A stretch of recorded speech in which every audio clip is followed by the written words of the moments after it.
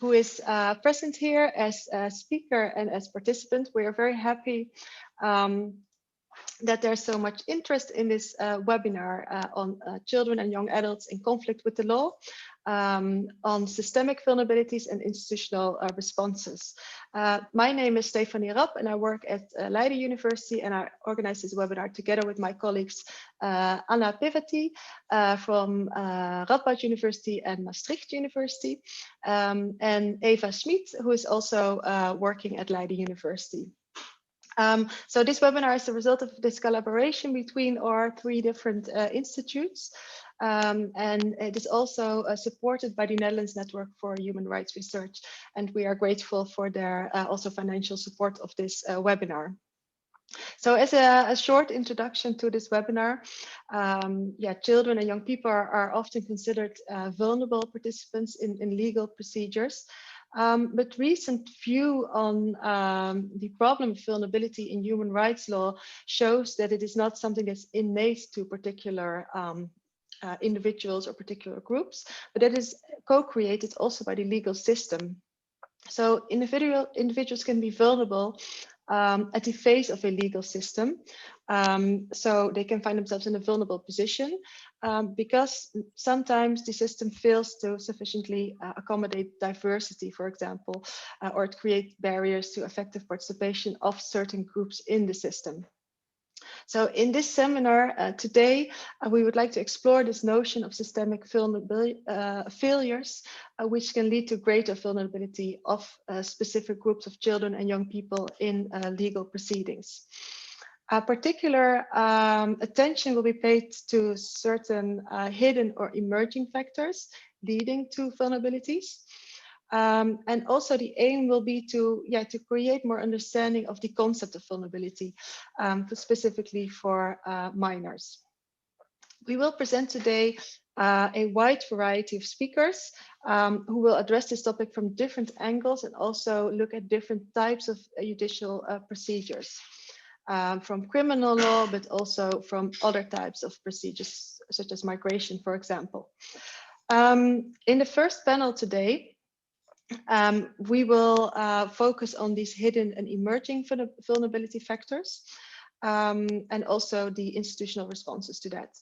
In the second panel, which will be in the afternoon after the lunch break, we will focus more on different ethnic, religious and cultural origins of children and how that affects their vulnerable position in the system. And the final session of today in the afternoon, we will give the opportunity to 4 promising and very talented early career researchers to pitch their new research ideas, which are related to this topic of today's webinar as well. And to see if we can find common ground and discuss how we can advance this research. For today, I would like to welcome especially our discussants, Professor Stefaan Pleysier and also Professor Caroline Lenski. They will provide a reflection on the first and the second panel sessions. And I also would like to especially welcome Professor Masha van Meteren, who will share the final session with the pitches. I would also like to especially welcome Daniel Henschel. He works for the company DrawUp, and he will provide a visual presentation of today. So after each panel session, he will show some of the visuals he will draw of what we will talk about. So that will provide some break in between the panels, but also give a short summary of the different topics that we discuss. Before I would like to introduce, of course, our keynote speaker of today, I would like to mention a few house rules for this online meeting that we have. So please keep your microphone and your camera off so that everyone can optimally follow the speakers. But you have the possibility to unmute if you would like to ask a question and if you are asked for this by one of the hosts. Please put your questions into the chat function of Zoom. And one of the hosts will read your question and will ask for clarifications if needed. I would also like to remind you that the opening, the keynote speech, and the first 2 panel sessions and the closing remarks will be recorded. So to stop my introduction here, I would warmly welcome our first keynote speaker of today, which is Professor Ann Skelton. We are very happy that she's here to provide this first speech. Professor Skelton is a children's rights lawyer from South Africa, practicing children's rights law since 25 years already. She's also a law professor at the University of Pretoria, and she holds there the UNESCO Chair of Education Law in Africa. She also teaches international children's rights at the University of Oxford, and she's a visiting professor at the University of Strathclyde. She also is the first holder of the rotating honorary chair enforcement of children's rights at Leiden University. So she's also attached to our child law department in Leiden. And of course, she's currently a member of the UN Committee on the Rights of the Child, and her second term started this year. So thank you very much, Anne, for your presence here today, and I would like to give you the floor. So you may share your screen and I will stop doing so.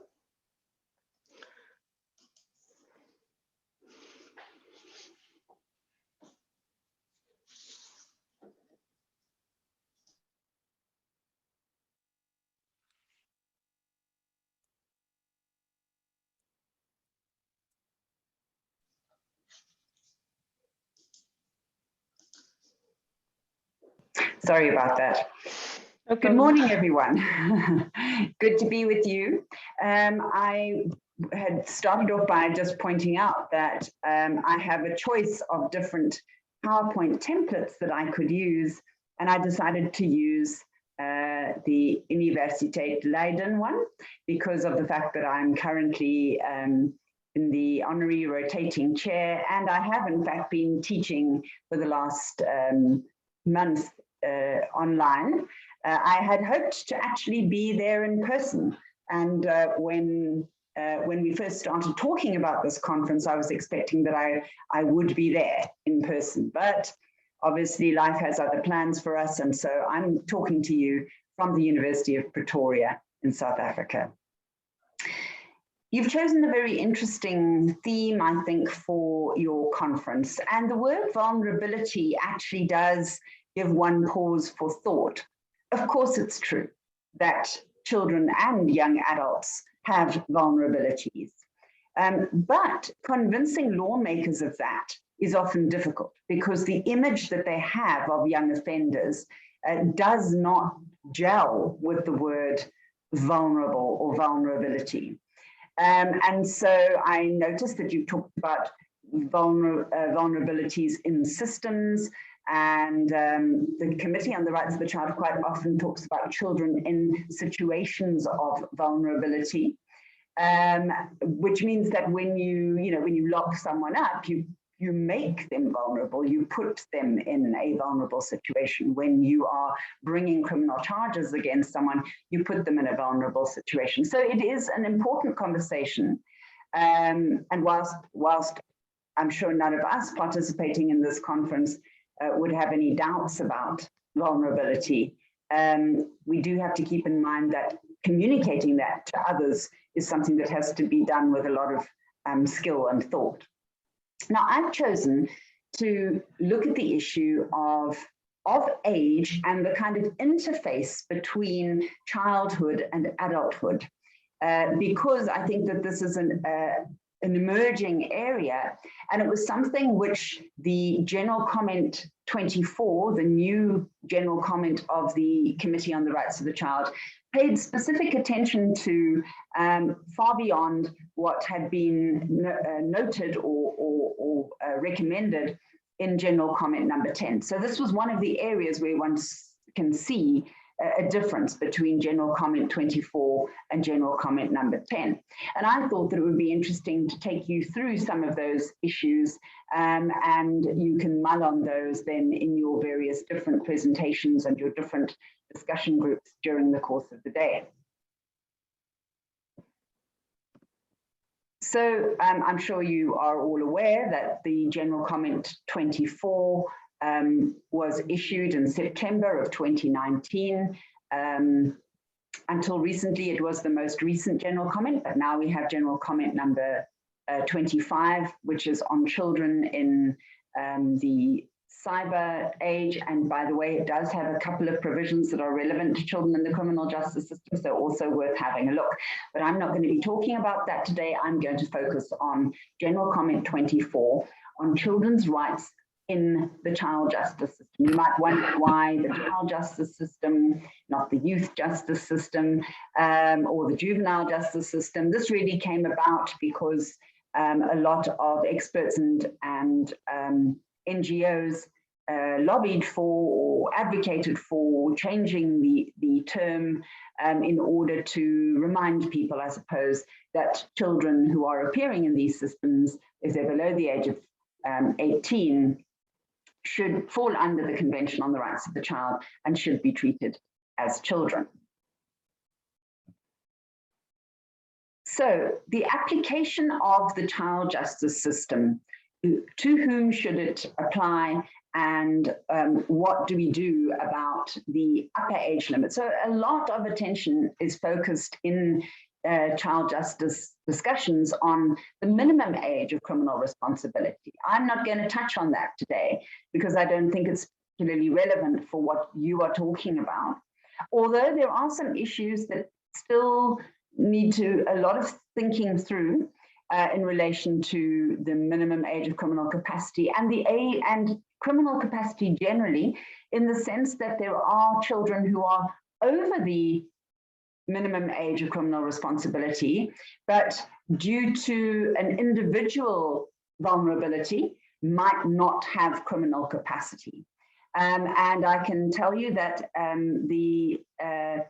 the way of framing that or talking about that is under discussion at the moment between the Committee on the Rights of the Child and the Committee on the Rights of Persons with Disabilities, to try to find a rights compliant way of talking about this that doesn't resort immediately to medical models, but uses a human rights model, but at the same time provides sufficient protection for individuals who do not have criminal capacity, although they are over the age of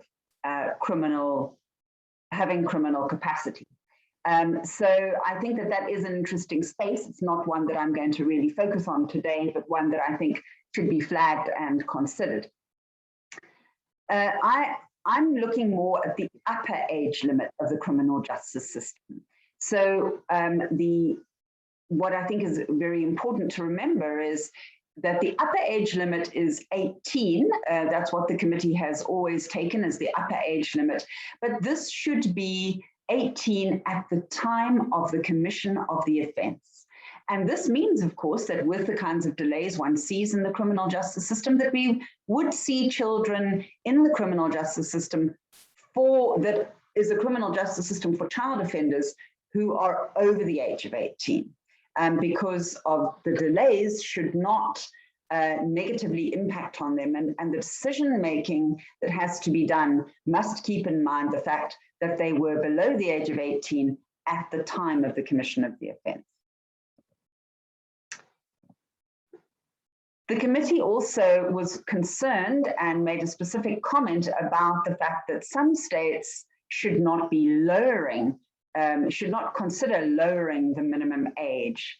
So the committee recommends that states parties that limit the applicability of their child justice system to children under the age of 16 or even lower in some countries, or that allow, by way of exception, that certain children are treated as adult offenders, for example, because of the age category. They should change their laws to ensure a non-discriminatory full application of their child justice system to all persons below the age of 18 years at the time of the offence.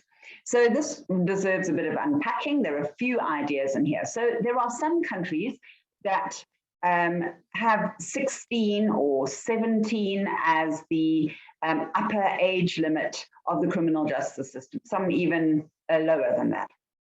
And some states even set reservations when they ratified the Convention on the Rights of the Child on this point.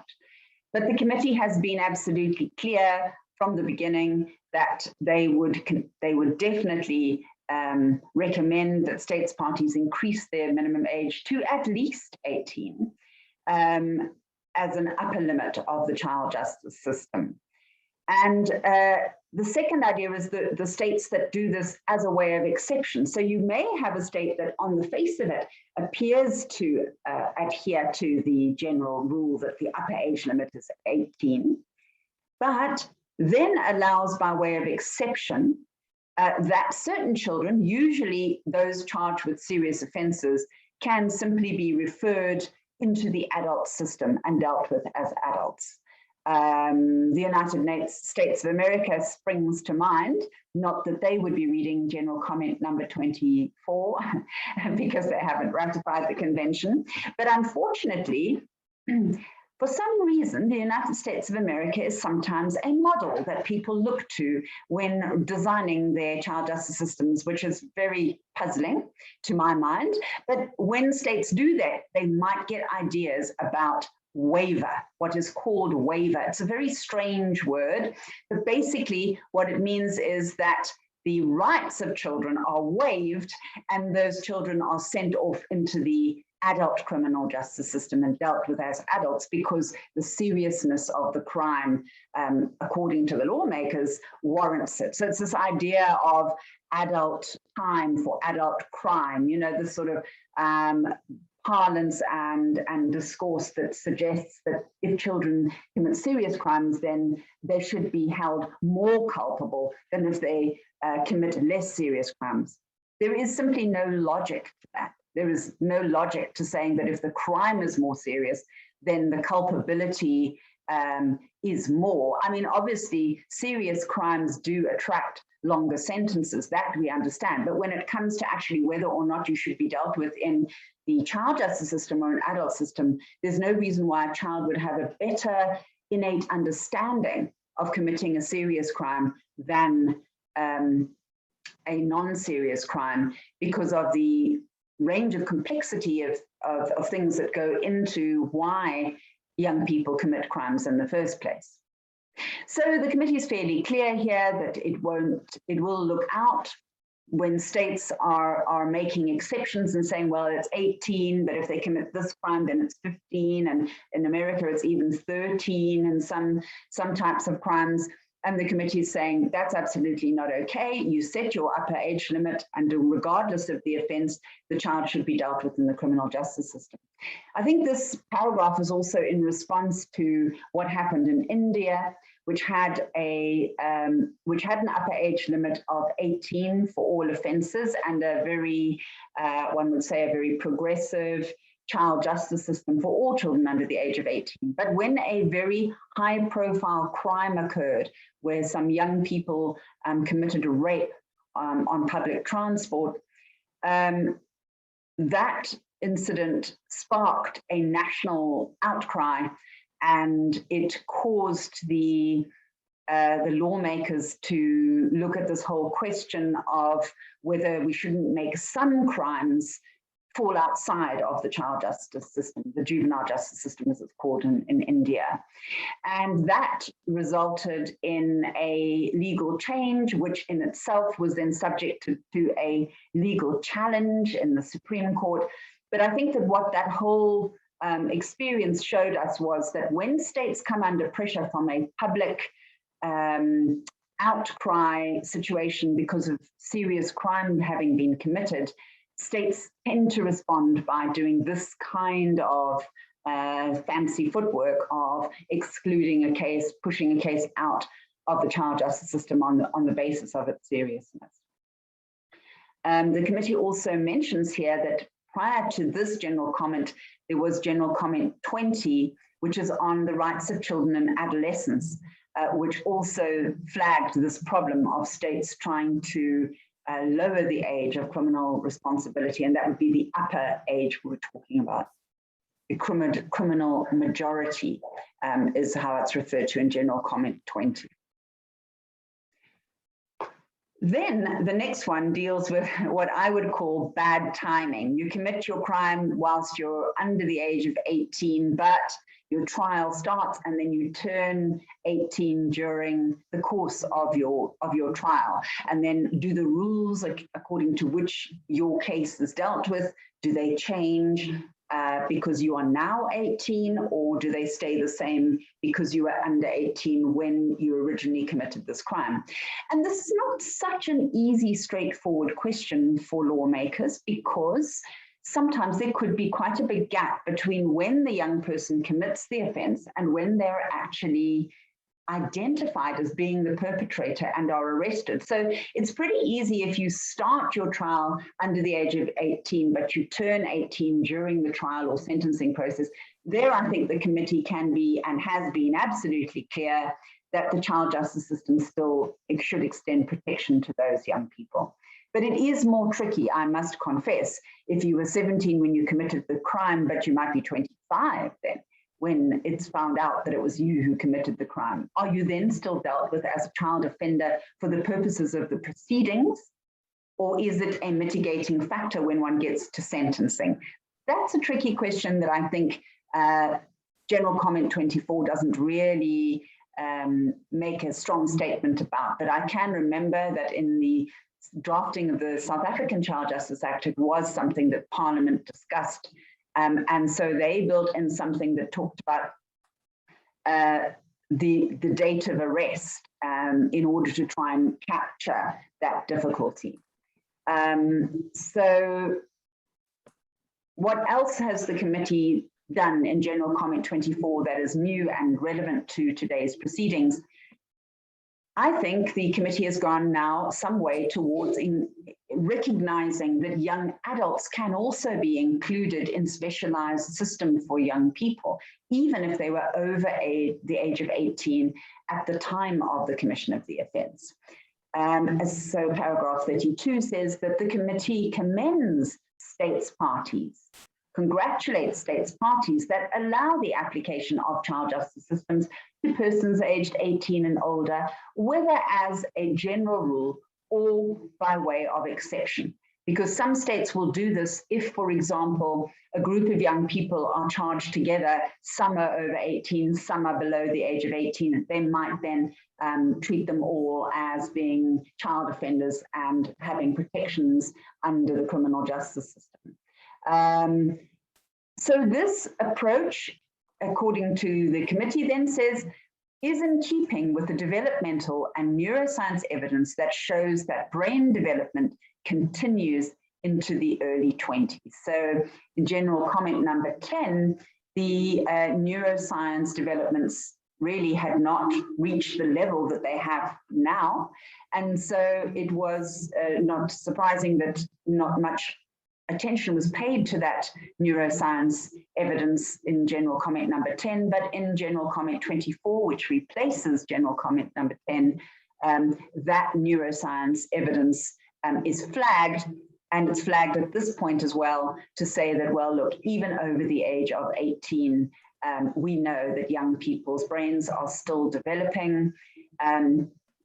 It's not easy to convince lawmakers that we should go all the way up to 25 on this. I'm sure you understand why that will be difficult for lawmakers, but having an ameliorated system for 18 to 25-year-olds is certainly something that states can think about. So not necessarily treating them as children, but as treating them as young adults and saying, we understand that there are still some developmental issues going on here that might require a different approach. And I think it's particularly around culpability and sentencing, and not so much about the way in which the court is set up, because the young adult will be able to cope with the environment in the courtroom better than they would have been below the age of 18. But what they still need a bit of, we should cut them a bit of slack about, is that they perhaps shouldn't be held as fully culpable as an older person.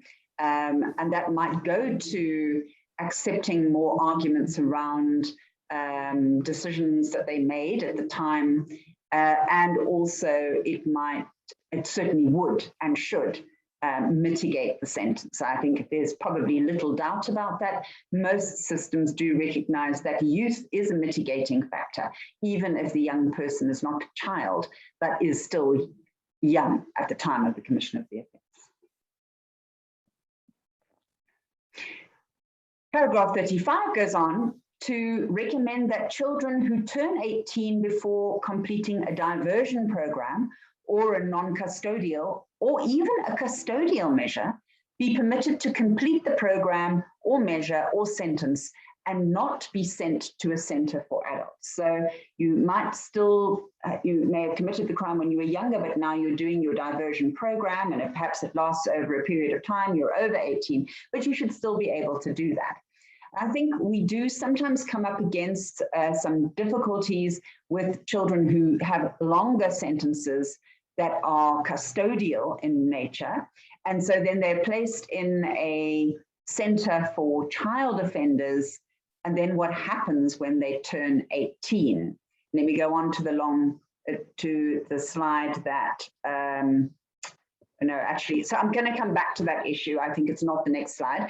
I want to come back to how we deal with this in the context of the rule that child offenders and adult offenders should not be held together.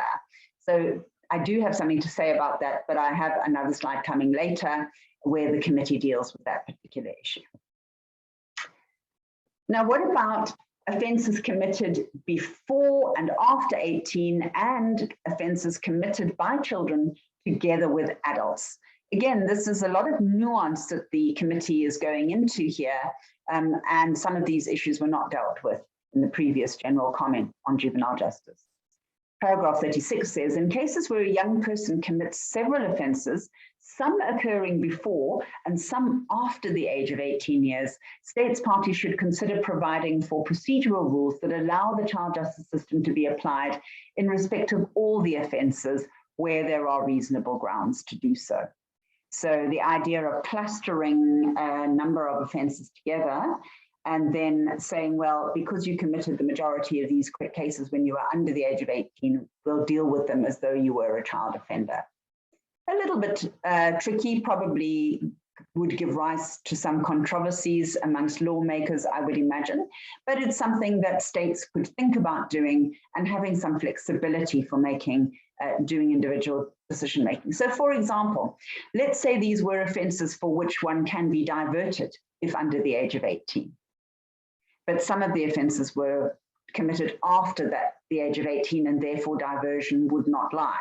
The prosecution could actually find a way around that, I think, by withdrawing some charges and proceeding with others using diversion.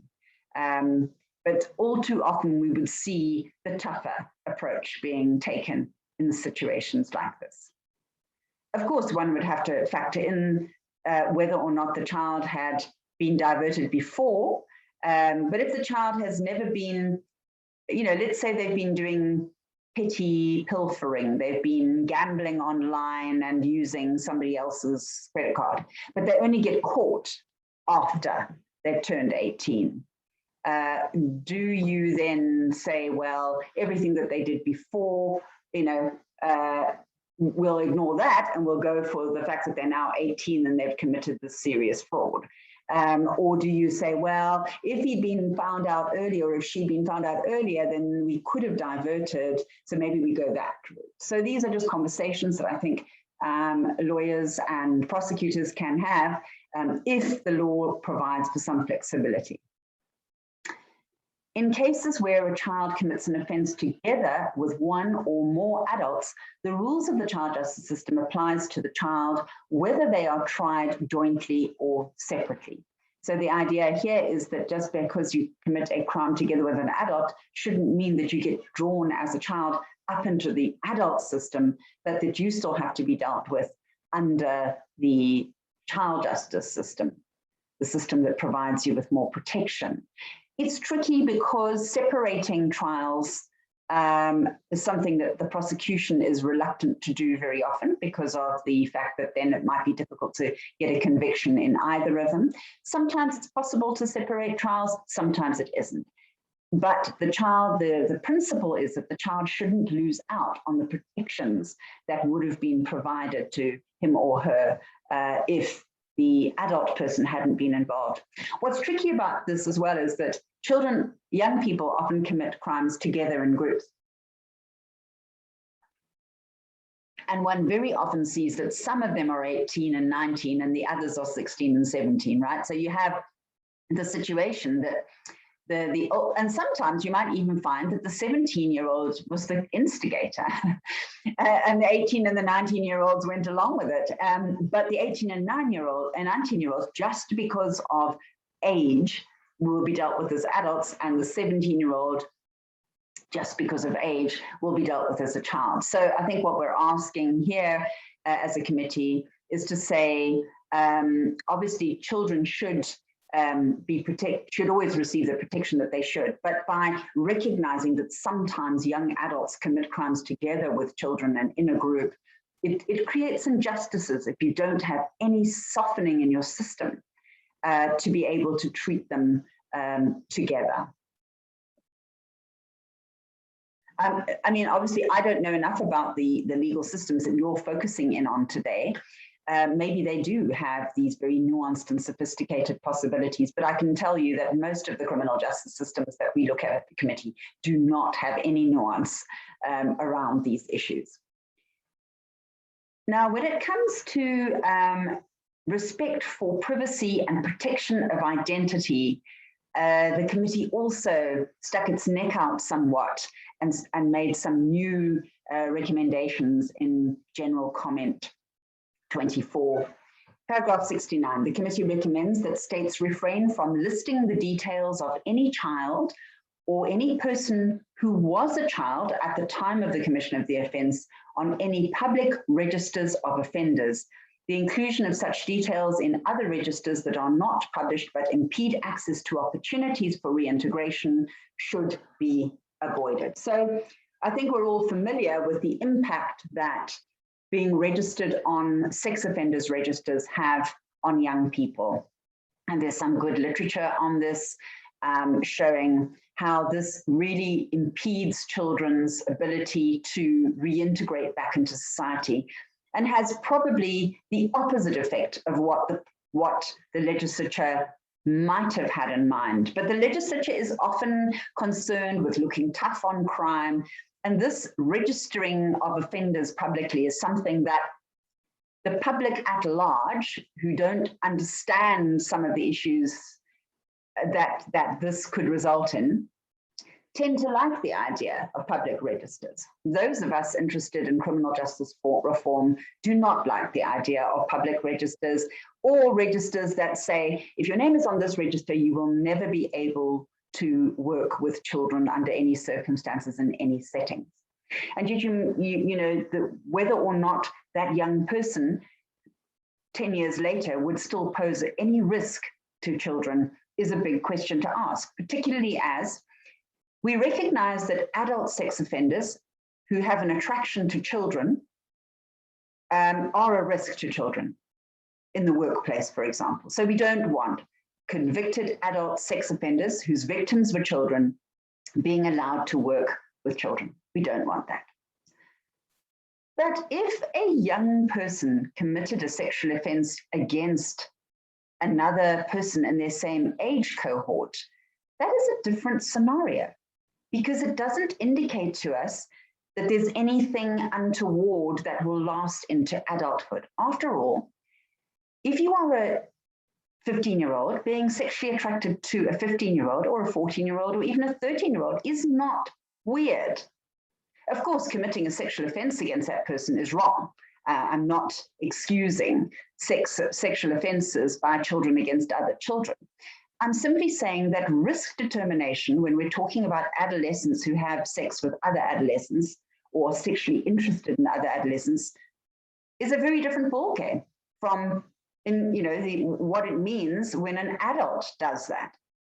So it's a complex conversation, I must say. I've tried to have it with the lawmakers in my own country, and I know it's an uphill battle, but we shouldn't stop trying, because this is really very important, and we need to find ways to avoid children going on registers. In South Africa, we had a case which found that automatically placing children on a sex offenders register was unconstitutional, because of the impact that it would have on their ability to reintegrate and to rehabilitate, and because it goes against the idea that children are malleable, more capable of reform and that they should be dealt with as individuals and not just put on registers like adult offenders are. And that changed our law, that case, so that now the default position is that children's names are not placed on the register, and the prosecutor has to make an application if they want to apply to have a child placed on the sex offenders register. And then the defense has time to get reports and to make arguments why that should not happen. And it only is permitted for prosecutors to do this where there are rather exceptional circumstances surrounding the offense.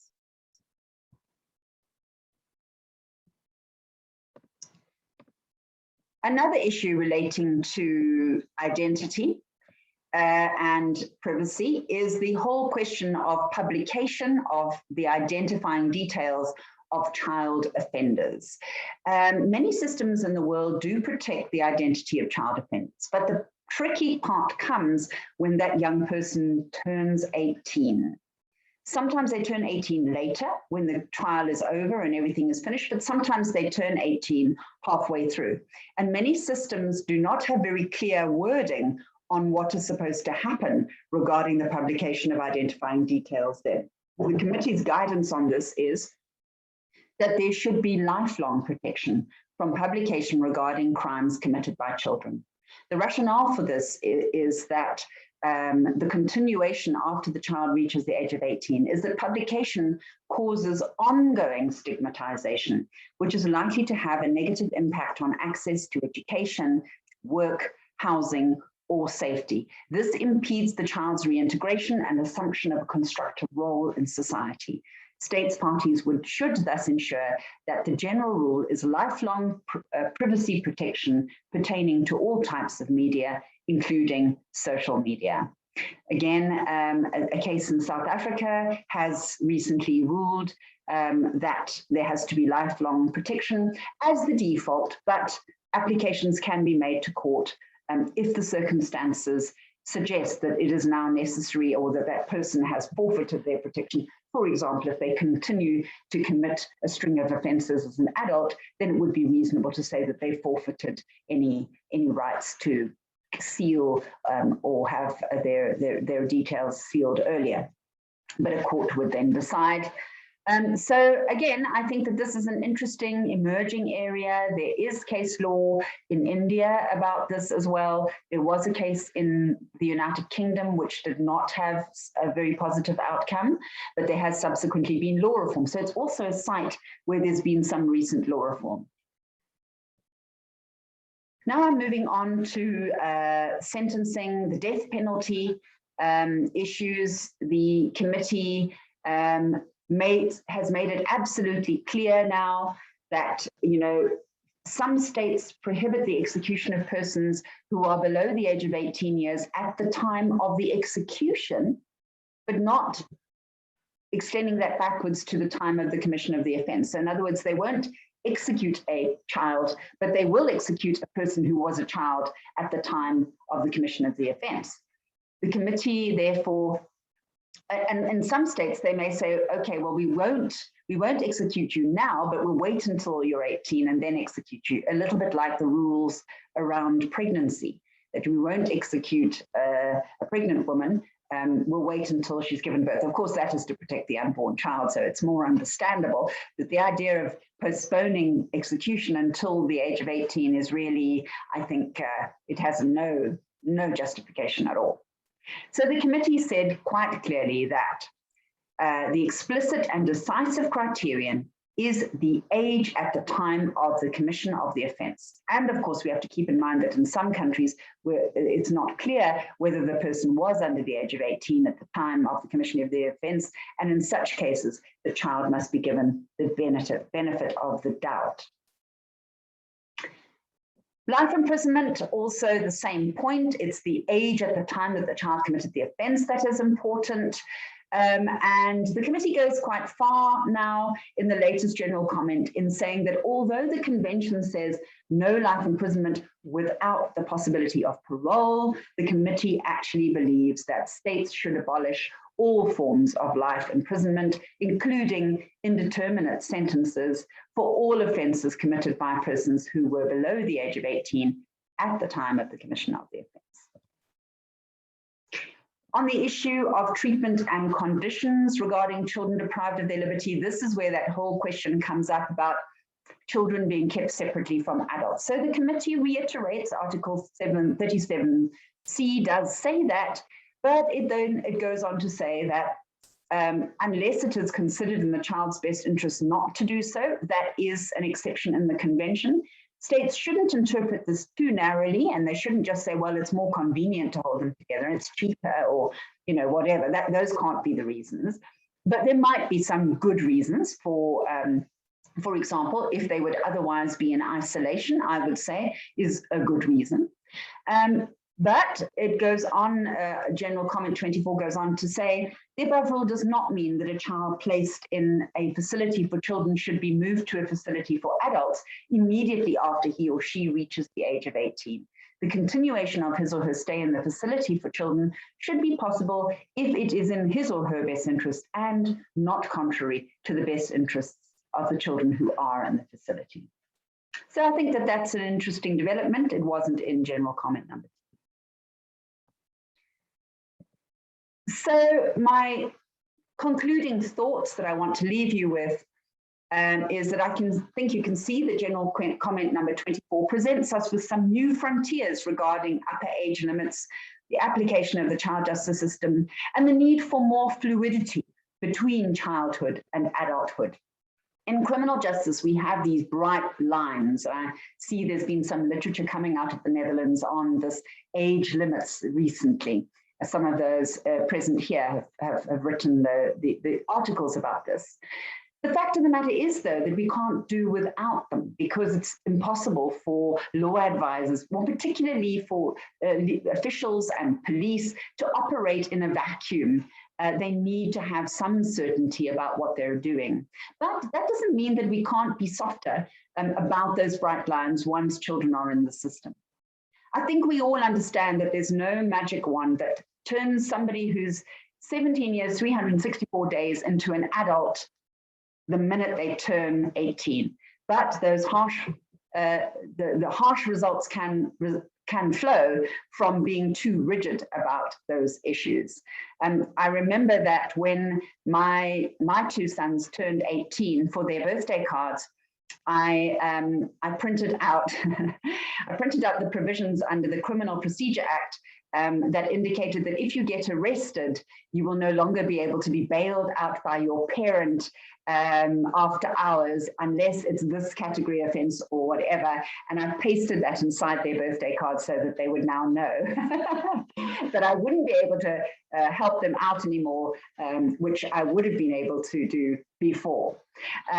So with that in mind, I wish you well with your deliberations during the remainder of your conference today.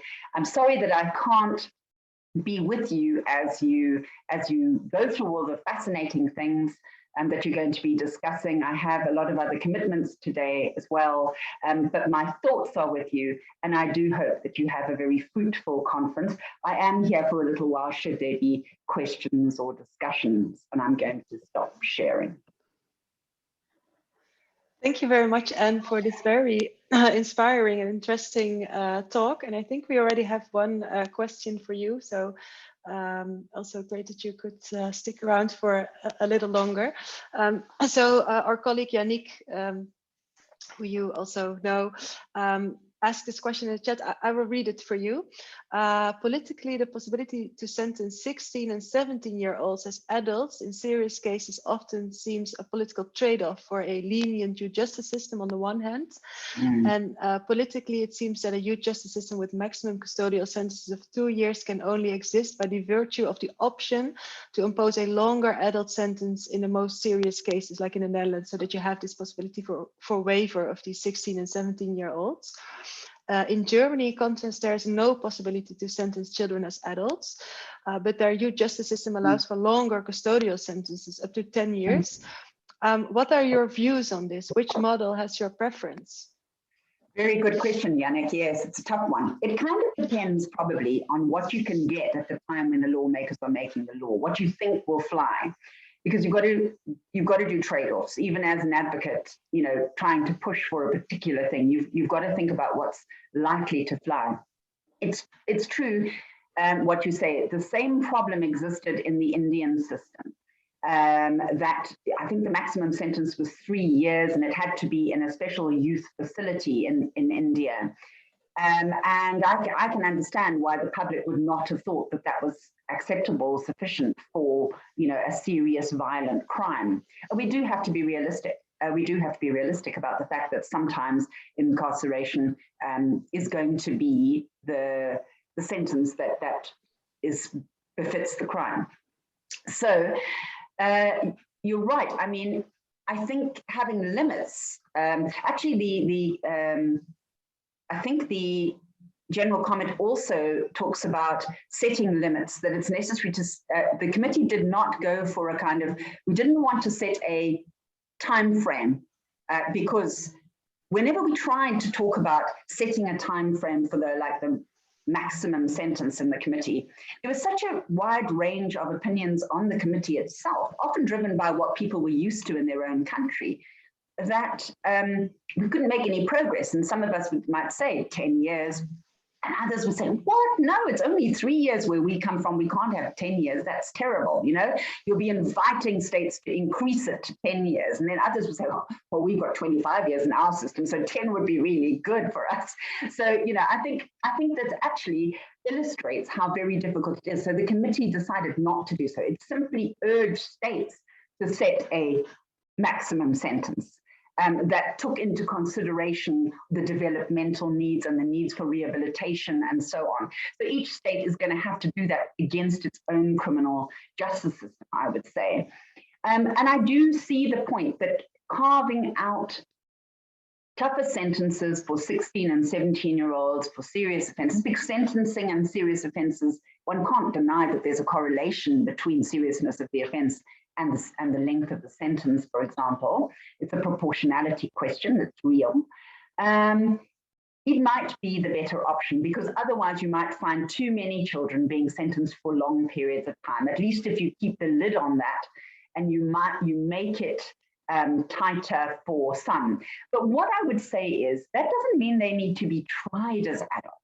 They should still be tried as children. So all the protections in the system should still be there for them. But when it comes to sentencing, a little window can be opened that doesn't treat them as adults, but rather recognizes that due to the seriousness of the crime, the proportionality weighing requires a wider range of options for the judge. Would that be a good way of putting it, maybe? It's a kind of better than saying you will be treated as an adult if you do this. It's more proportionality requires more options. I prefer that framing. Thank you. It's very clear. We have a few other interesting questions from the audience. Christina is asking, how should we take into account the developmental psychology research regarding brain development? For example, when young adults who are well into their 20s should they receive different treatment based on this brain development, and how should that be factored into in your opinion? It is an important question to ask. I think the easy place to apply it is at sentencing, right? Because that's going to be fairly standard, and it's going to be easy because most courts understand youth as a mitigating factor. You know, even before, if you look back into the jurisprudence of courts, even before the Convention on the Rights of the Child, they often considered youth as a mitigating factor, and very often up to the age of 21, they recognized it, because the old age of majority internationally tended to be 21. And a lot of courts have kind of continued to see 18 to 21 as a space in which they would, you know, cut some slack, be a little more lenient, recognize mitigation as a mitigating factor, the young person. I think one could possibly take it back one step further pretty easily as well, and that is to look at things like common purpose. You could develop a different I don't know, maybe this is not used news, but when young people commit crimes together, in some legal systems, they will all be treated as though they committed all aspects of the crime, and you can't separate that out. I think that for children, it's really important not to do that because of the individualized approach that is needed.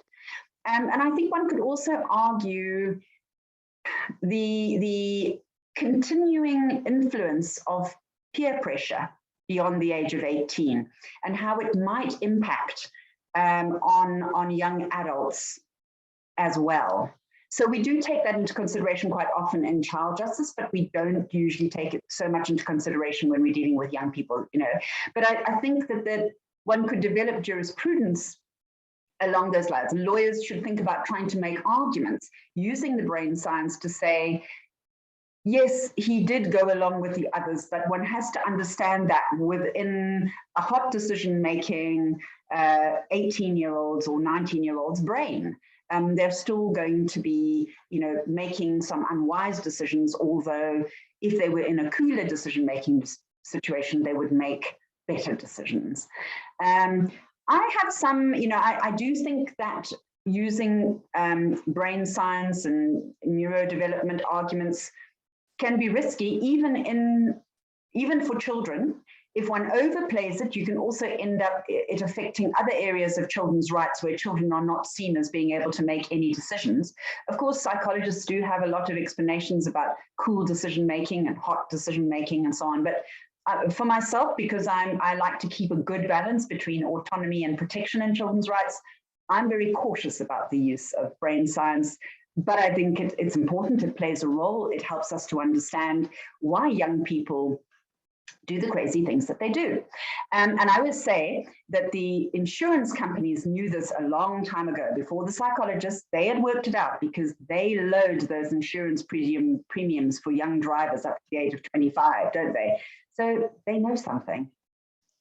Yeah, that's a very interesting parallel to draw there. There's one more question from another colleague, Christine Hepping, and she's wondering why in general comment number 24, it was chosen by the committee to have to specifically put 16 years as a suggested minimum age for deprivation of liberty. Can you give some insights on that? It was very it was subject to a lot of debate in the committee. Again, some felt that it's risky to put ages, you know, but on the other hand, it was also felt that perhaps it is necessary to say that, look, your minimum age of criminal responsibility and your age of sentencing need not be the same. So as, you know, we're calling for 14 as a minimum, at least 14 as a minimum age, but you could still have your age of deprivation of liberty set higher. I think you'll see if you go to look at the wording that it is quite carefully worded to allow some space for states to you know, to make assessments that are different from that. But there was a feeling on the committee that we could take the step of setting ages. But, you know, all these bright lines, I don't know, they do create problems as well sometimes. However, I think that the committee seemed keen to do it. And in the end, after very long debates, we managed to get agreement from the majority of the committee members that 16 was a reasonable age to put there. There were other committee members who would have put it lower.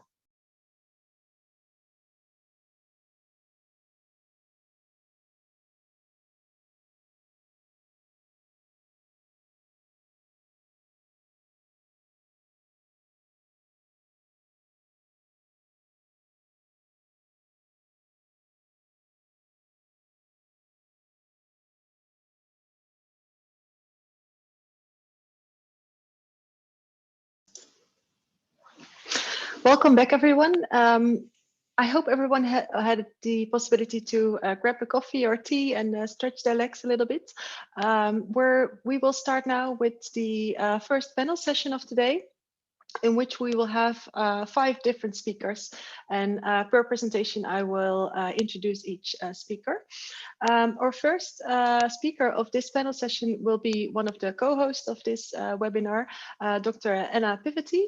and she's assistant professor in criminal law at the Faculty of Law of Radboud University in Nijmegen, and postdoctoral researcher at Maastricht University, the Faculty of Law. So Anna, you have the floor, so please share your presentation with us. Thank you. Thank you very much, Stephanie. I would like to welcome you all on behalf of the organizers. I'm very happy to be here with you the whole day and to learn more about youth justice, because I am not really an expert in youth justice. I'm rather an expert in criminal law and criminal procedure. So the topic of my presentation for today is out-of-court disposals in the Netherlands and the position of juvenile suspects. I think it's important to focus on this topic because generally out-of-court disposals or dealing with criminal cases with out-of-court is considered a preferred option for juveniles, and it's something that is considered more informal, more humane. In my presentation today, I hope to put some question marks to this view. The structure of my presentation is the following. I will first talk a little bit about the background of my current research project that my presentation falls under. I will then give you a little bit of the context about the Dutch system of juvenile out-of-court disposals. I will then go on with the theoretical background to my research, particularly on this particular topic of juvenile out-of-court disposals, looking at it from the lens of vulnerability. And I will conclude with some preliminary hypotheses and the way forward in my research project. So my current research is part of the so-called Dutch sector plan on legal research, which aims to strengthen research or interdisciplinary research at Dutch universities. And I am part of one of the topics of the sector plan, which is called conflict solving institutions. In Nijmegen, we focus on 3 themes within this topic. The first theme is procedural fairness and legitimacy of out-of-court settlement mechanisms in different areas of law. The second theme is legitimacy and the conflict-solving potential of the role of the judge. And the third theme is the use of digital technology in solving legal conflict. So my research actually falls under the first of these topics, procedural fairness, legitimacy of out-of-court settlement mechanisms. And my research project deals in particular with out-of-court disposals as the way of dealing with mainstream low-level crime in the 21st century. My overall research question is, are or can administrative out-of-court disposals be procedurally fair? And also, which standard of fairness should apply to this kind of disposals? So this is a rather broad question. Of course, it doesn't necessarily apply to particular groups, but I do hope to focus as well on juveniles or minors. Why? Because I think, well, first of all, as I do hope to conduct ethnographic observations, as I've done also in my previous work, I think it's very difficult to predict or to separate out the types of issues or the types of suspects that you would encounter. And secondly, because I think if we talk about procedural fairness and procedural justice, I think the juvenile justice in particular raises some interesting questions. So it actually does in some way challenge the traditional view of procedural justice within criminal law. So in respect of juvenile out-of-court disposals, you might of course ask yourself, does or should a different standard of fairness apply to this particular way of dealing with criminal cases? So first of all, a few details about the Dutch system of juvenile out-of-court disposals. Well, firstly, I think what you notice rather quickly when you become familiar with it is that it has a strong, what's called a pedagogical focus, so the pedagogical nature of the system. The term pedagogical is rather cryptic. I think it's it would be good to do some further research to really unpack what it means in policy and in practice. But in the official discourse, it relates mostly to the use of sanctions towards juveniles and the idea that the juvenile sanctions should aim at prevention of recidivism. So it's a rather instrumental an instrumental use of the term. Secondly, there is some sort of implied notion in this pedagogical approach that criminal law or facing a criminal court is not so rehabilitative or is not beneficial for juveniles. And so there is also a strong emphasis, a strong preference for the use of out-of-court disposals in juvenile cases. And their main modalities are, of course, there's the rather famous modality, which is called halt or het alternatief.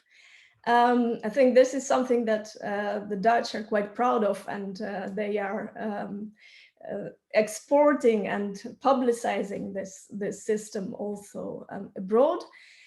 This is considered to be a true diversion in juvenile justice, so where the child does not get a criminal record after being referred and processed through this procedure. Of course, you can also put question marks to that, because it still nonetheless begins with an official criminal, with the use of official criminal mechanisms or means. And it should also be noted that it's not all juvenile cases that are eligible for this procedure. There's certain limitations on the types of cases and the types of offenders that are being eligible. So it can only be, for instance, the first or the second offense that has been committed by the juvenile.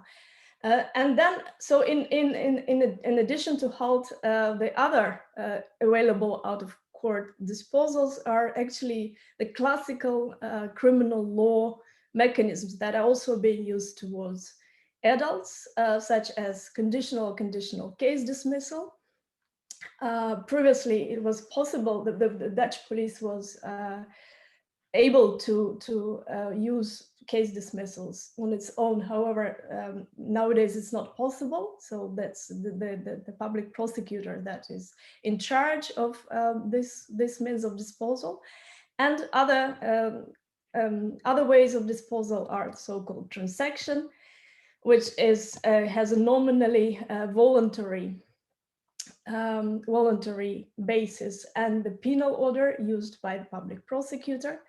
And most recently, there's been a new program which was developed by the Dutch Public Prosecutor's Office, which is called ZSM, so Zo Snel Mogelijk, which aims at processing petty crime or more simple crime in a quick way through the decision of the prosecutor, where there is a lot of emphasis on the speed of resolution. And generally in relation to the juvenile justice system in the Netherlands, there is quite a strong focus on the need to process cases fast, the need to reach a fast decision, because it is considered in the interest of the juvenile to know quickly what will happen.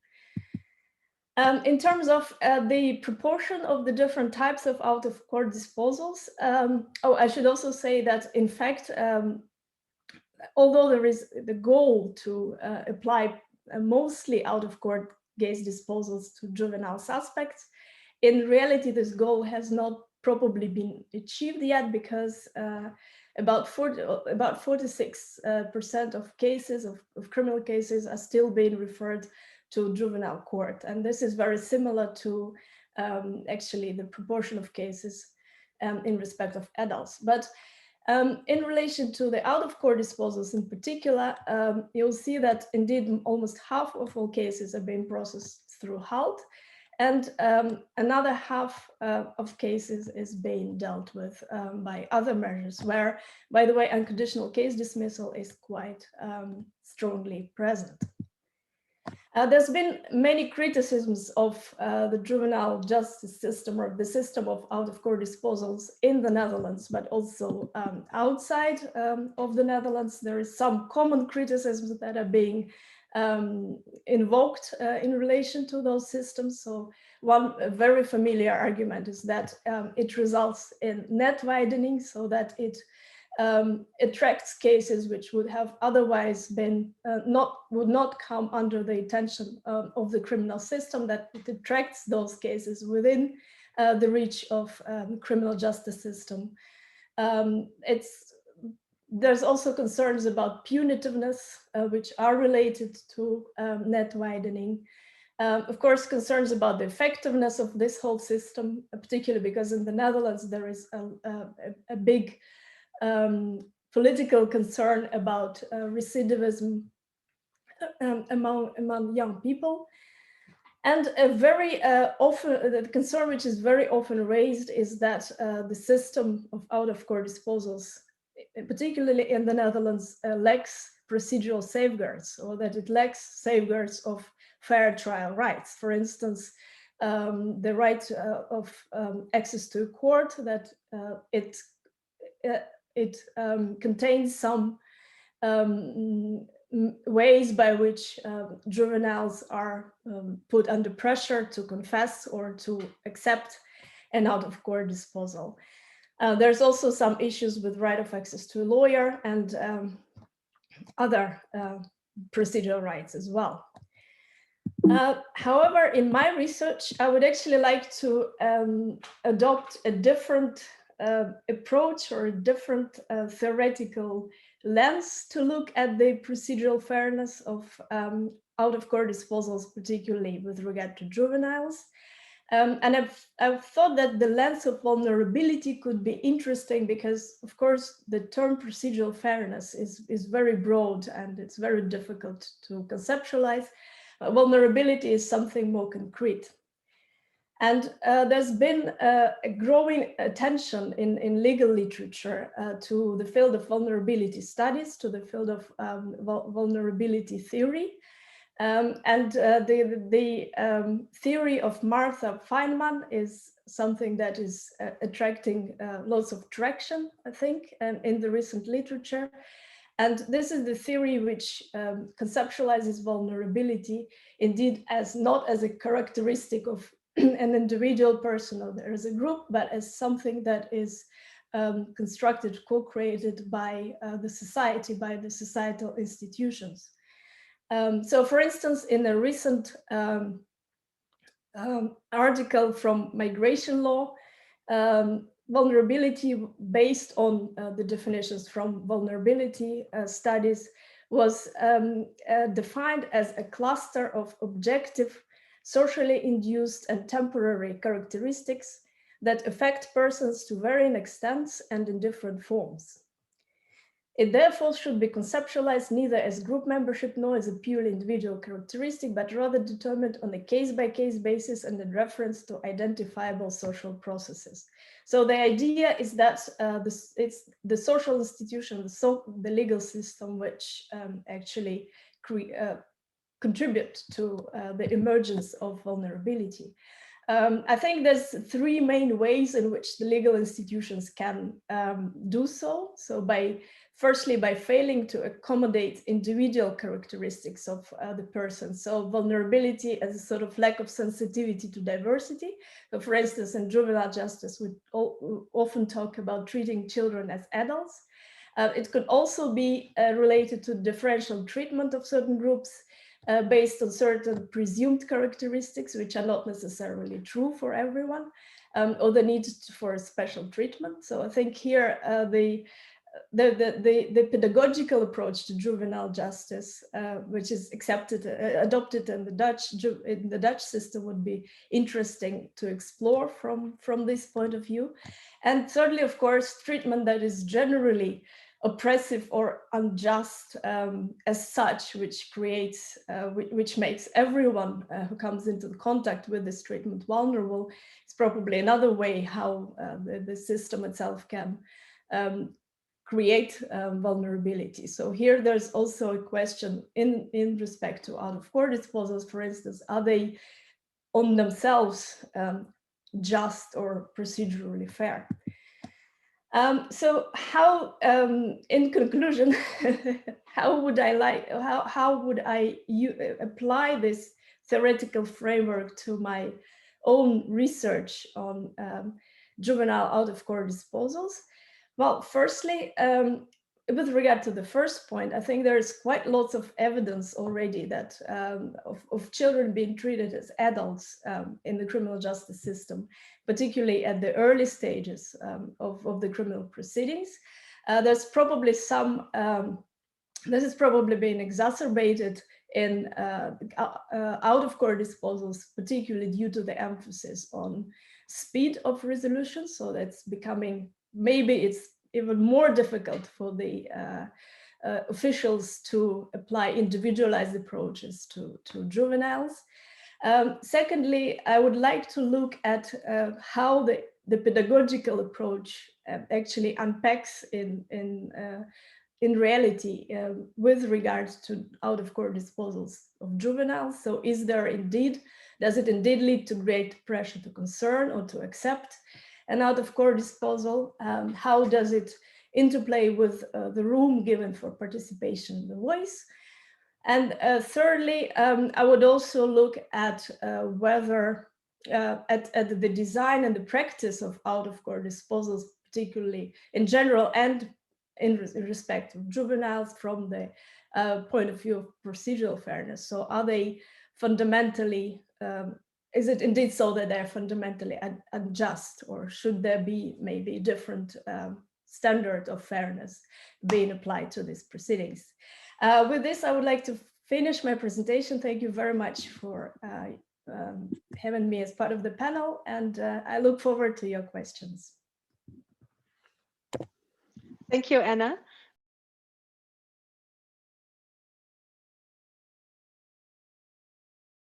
I don't see any questions yet in the chat, so I would like to remind everyone that if you have any questions, please raise them in the chat so we can discuss them with our speakers of this panel. If there are no questions so far for Anna, maybe they'll pop up later. But then I would like to invite the second speaker of this panel session, which is Dr. Ingun Fornes from Norway. And she's a postdoctoral fellow at the Faculty of Law of the University of Bergen in Norway, and also a researcher at the National Competence Network in Security Psychiatry, Prison Psychiatry, and Forensic Psychiatry. So please, Ingun, you may share your presentation and start your presentation. Thank you. Thank you. I'll just have my notes here. Just a second.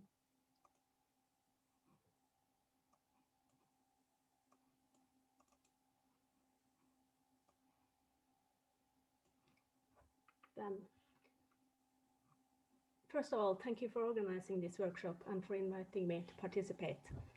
As said, my name is Ingun Fornes, and I'm a postdoc at the Faculty of Law in Bergen, and I'm also working on a national competence network here. My doctoral dissertation was about sentencing in the Norwegian criminal justice system. And for my postdoc project, the approach has been expanded to measures aimed at children in conflict with the law in other systems as well. This includes measures in the child welfare system and in mental health care. And the overall goal of the project is to study the interface between these systems. In this presentation, I will concentrate on one of the three main parts of the project, the relationship between reactions in the criminal justice system and measures in the child welfare system. This is a part of the project I keep postponing due to other obligations, but I believe this might be a good opportunity to ask some questions I've been wondering about. This means that at the moment I'm not fully updated on judgments from the European Court of Human Rights on this matter, but I will give it a go anyway. The topic of the presentation requires a brief overview of the Norwegian youth justice system. And in short, we don't have a Norwegian youth justice system. There is not a separate system governing children in conflict with the law in Norway. Children charged with criminal acts are prosecuted in the ordinary courts. There are no special criminal law or criminal procedure law that applies in these cases. And for a very long time, there were no separate penal reactions reserved for children. However, since 2003, there has been increased awareness of children as a group with special needs in the criminal justice system. This year, the Convention on the Rights of the Child was incorporated into Norwegian law and given precedence over formal Norwegian law. Since then, we have seen a marked decline in children being sentenced to prison. And in 2014, 2 new reactions reserved for children were introduced in the criminal justice system. These reactions are based on restorative justice principles, but also contain clear rehabilitative elements. And these have led to a further reduction in custodial reactions. Together with a criminal justice system that traditionally has emphasized lenient penal reactions, this has led to a very low use of custodial sentences towards children in Norway. In 2019, 26 children were sentenced to prison in Norway, and that is out of a population of 5.4 million people. If you have a look at the World Prison Brief data, you will see that the prison population in Norway was 49 per 100,000 in 2020. And as a comparison, I see that the corresponding numbers in the Netherlands was 63. The same data show that youth represents 0.3% of prison population in Norway, whereas the corresponding numbers in the Netherlands were 1.1. A main reason why one has had few children in the criminal justice system for a long time, even before the CRC was incorporated into Norwegian law, is that we have a backup system. When Norway got its first child welfare law in 1896, this was a spin-off from extensive legislative work in the criminal justice field. Mergaerts, the precursor to the child welfare law, was adopted to establish an alternative system for young offenders, and the law has been referred to as functionally a criminal law. The introduction of a child welfare system made it possible to increase the minimum age of criminal responsibility from 10 to 14 and later to 15 years. Much has changed since the entrance of the 20th century. The current child welfare law provides a basis for a child welfare system separate from both the social service system and the criminal justice system. In this system, the best interests of the child are paramount.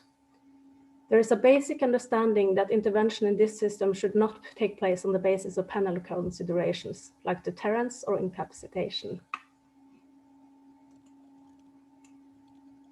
Even so, Section 424 of the Child Welfare Law opens for a child who has shown serious behavior problems in the forms of serious or repeated criminality to be placed in an institution for observation, examination, and short-term treatment for up to 4 weeks without his or her consent.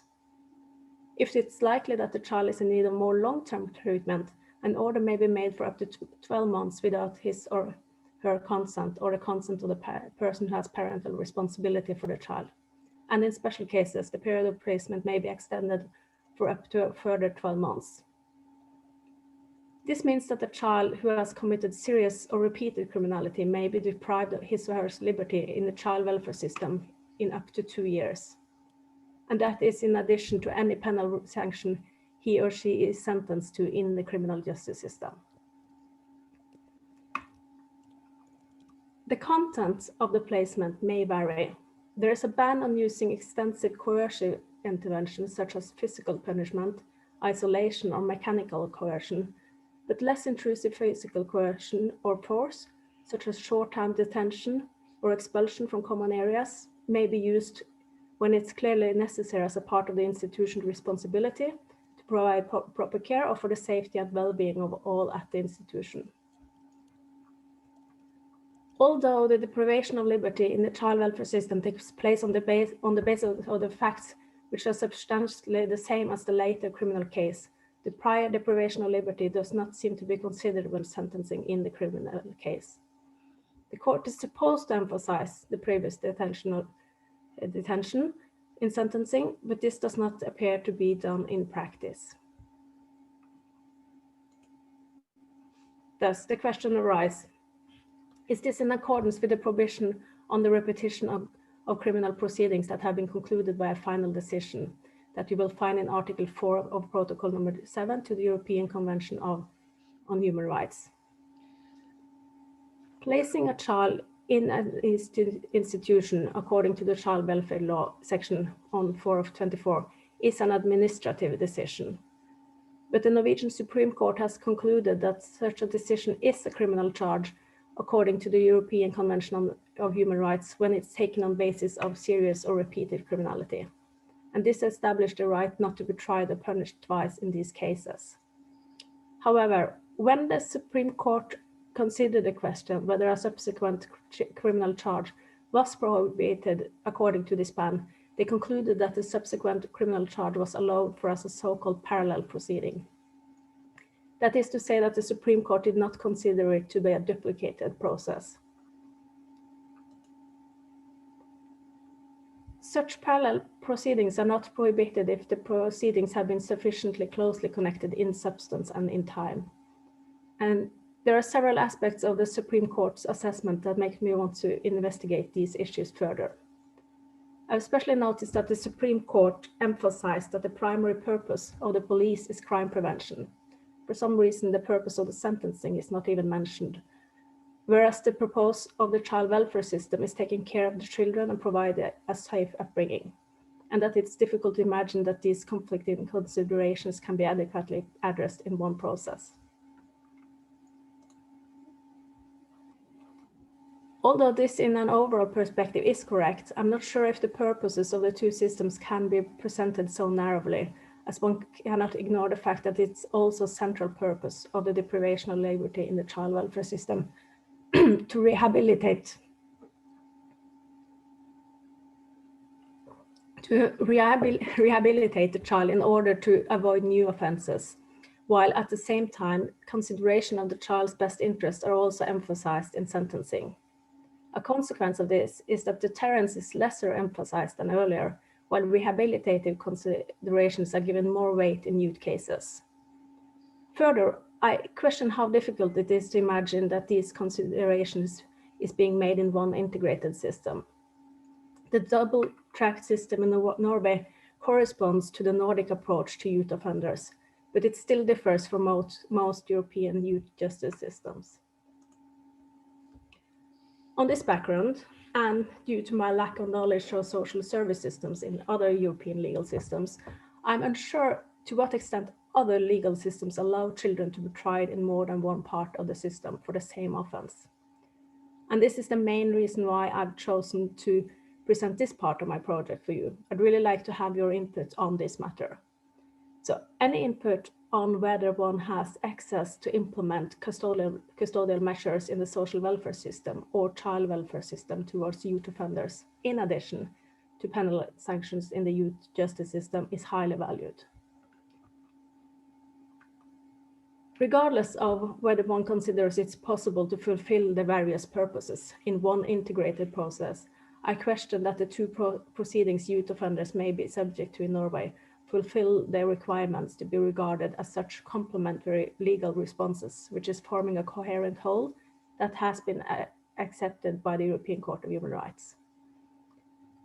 The European Court of Human Rights has required that there is a sufficiently close connection in substance and time between the two proceedings, and this implies that the purposes pursued and the means used to achieve them should in essence be complementary and linked in time, but also that the possible consequences should be proportionate and foreseeable to the person affected. In a series of cases concerned Finland and Sweden, the court found that the criminal and administrative sanction had been imposed by different authorities without the proceedings being anyway connected. Both sets of proceedings followed by their own separate course and became final independently of each other. Neither of the sanctions had been taken into consideration by the other court or authority but in determining the severity of the sanction, nor was there any interaction between the relevant authorities. Further requirements are set out in a Grand Chamber judgment against Norway from 2016. And there is no time to go through all the requirements here, but I'll just mention that to me it seems clear that the key requirement, that the sanction imposed in the first case shall be taken into account in the last case, is not met in most of these cases in Norway. It follows from what has been said that I was not supposed to do that. It follows from what has been said that Norwegian law has a separate system to take care of vulnerable children. This system is relatively close to a pure welfare model, but we have still not been able to coordinate this with the criminal justice track, which means that these children risk significantly longer custodial reactions than other youth offenders. And there is a considerable resistance to do anything about it. While the use of custodial sentences is reduced in Norway, it does not appear to be the same reluctance towards deprivation of liberty as long as one can state a purpose of rehabilitation. And I believe that's, for most people here, is aware that that's not a new tale to tell.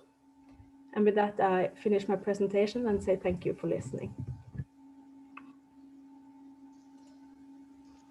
Thank you very much. This is very interesting to hear about the Norwegian system and how these two different systems are also not completely in line already, and whether there are systems in Europe who face the same problems or not.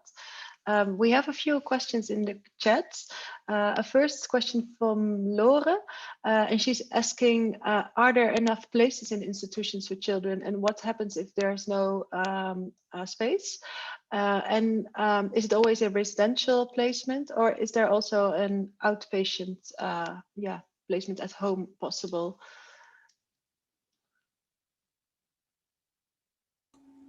Placement on the basis of 424, as shown here, is in an institution, and this is a part of the project that I have not been exploring much yet, but my impression is that there is always place to find, also because if they don't have a place in an institution, they make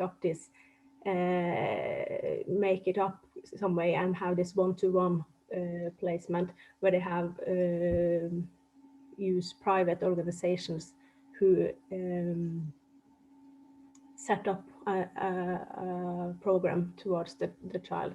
And that's also something that's very strange to me, coming from a criminal justice system, that private organizations can use force or coercion towards offenders, but in the child welfare system, they have a loan for that. Yes, but and they are subsidized by the state then probably to provide these services. Yeah. Well paid. So. Yeah. There's another comment and question by Dorris on the penitentiary system in Norway. I think there are a lot of successful stories about that, and that it works very well in some of your institutions, or maybe it is only one, I don't know. And is that also true for juvenile institutions? Yes, the juvenile institutions, I think it's fair to say that Norway has been known for good conditions compared to other countries, at least. The juvenile institutions in the criminal justice system was reformed after the incorporation of the CRC in 2003. So from 2009, we have separate prisons for children.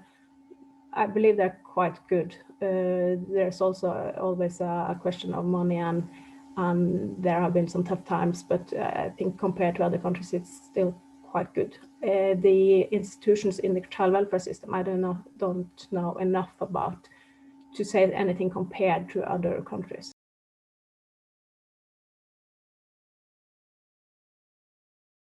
Colleagues from Ireland, England, and Belgium also gave some comments in the chat about their systems, which might be very helpful for your research.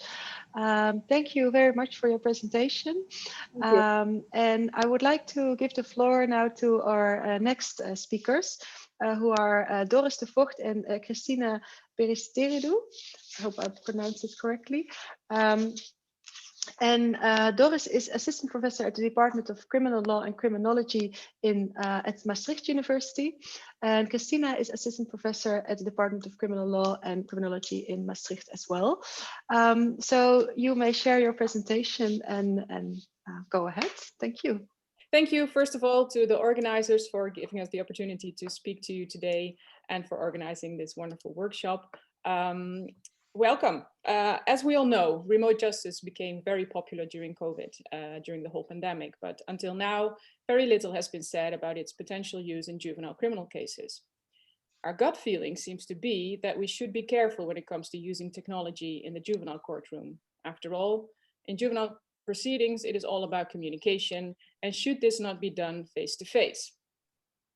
For that reason, it is often concluded that virtual courts or the use of technology is not appropriate for vulnerable defendants, such as juveniles. But the question is that really the case? And if so, why? Well, unfortunately, we can already tell you that today we are not going to answer that question, simply because we lack the data to do so.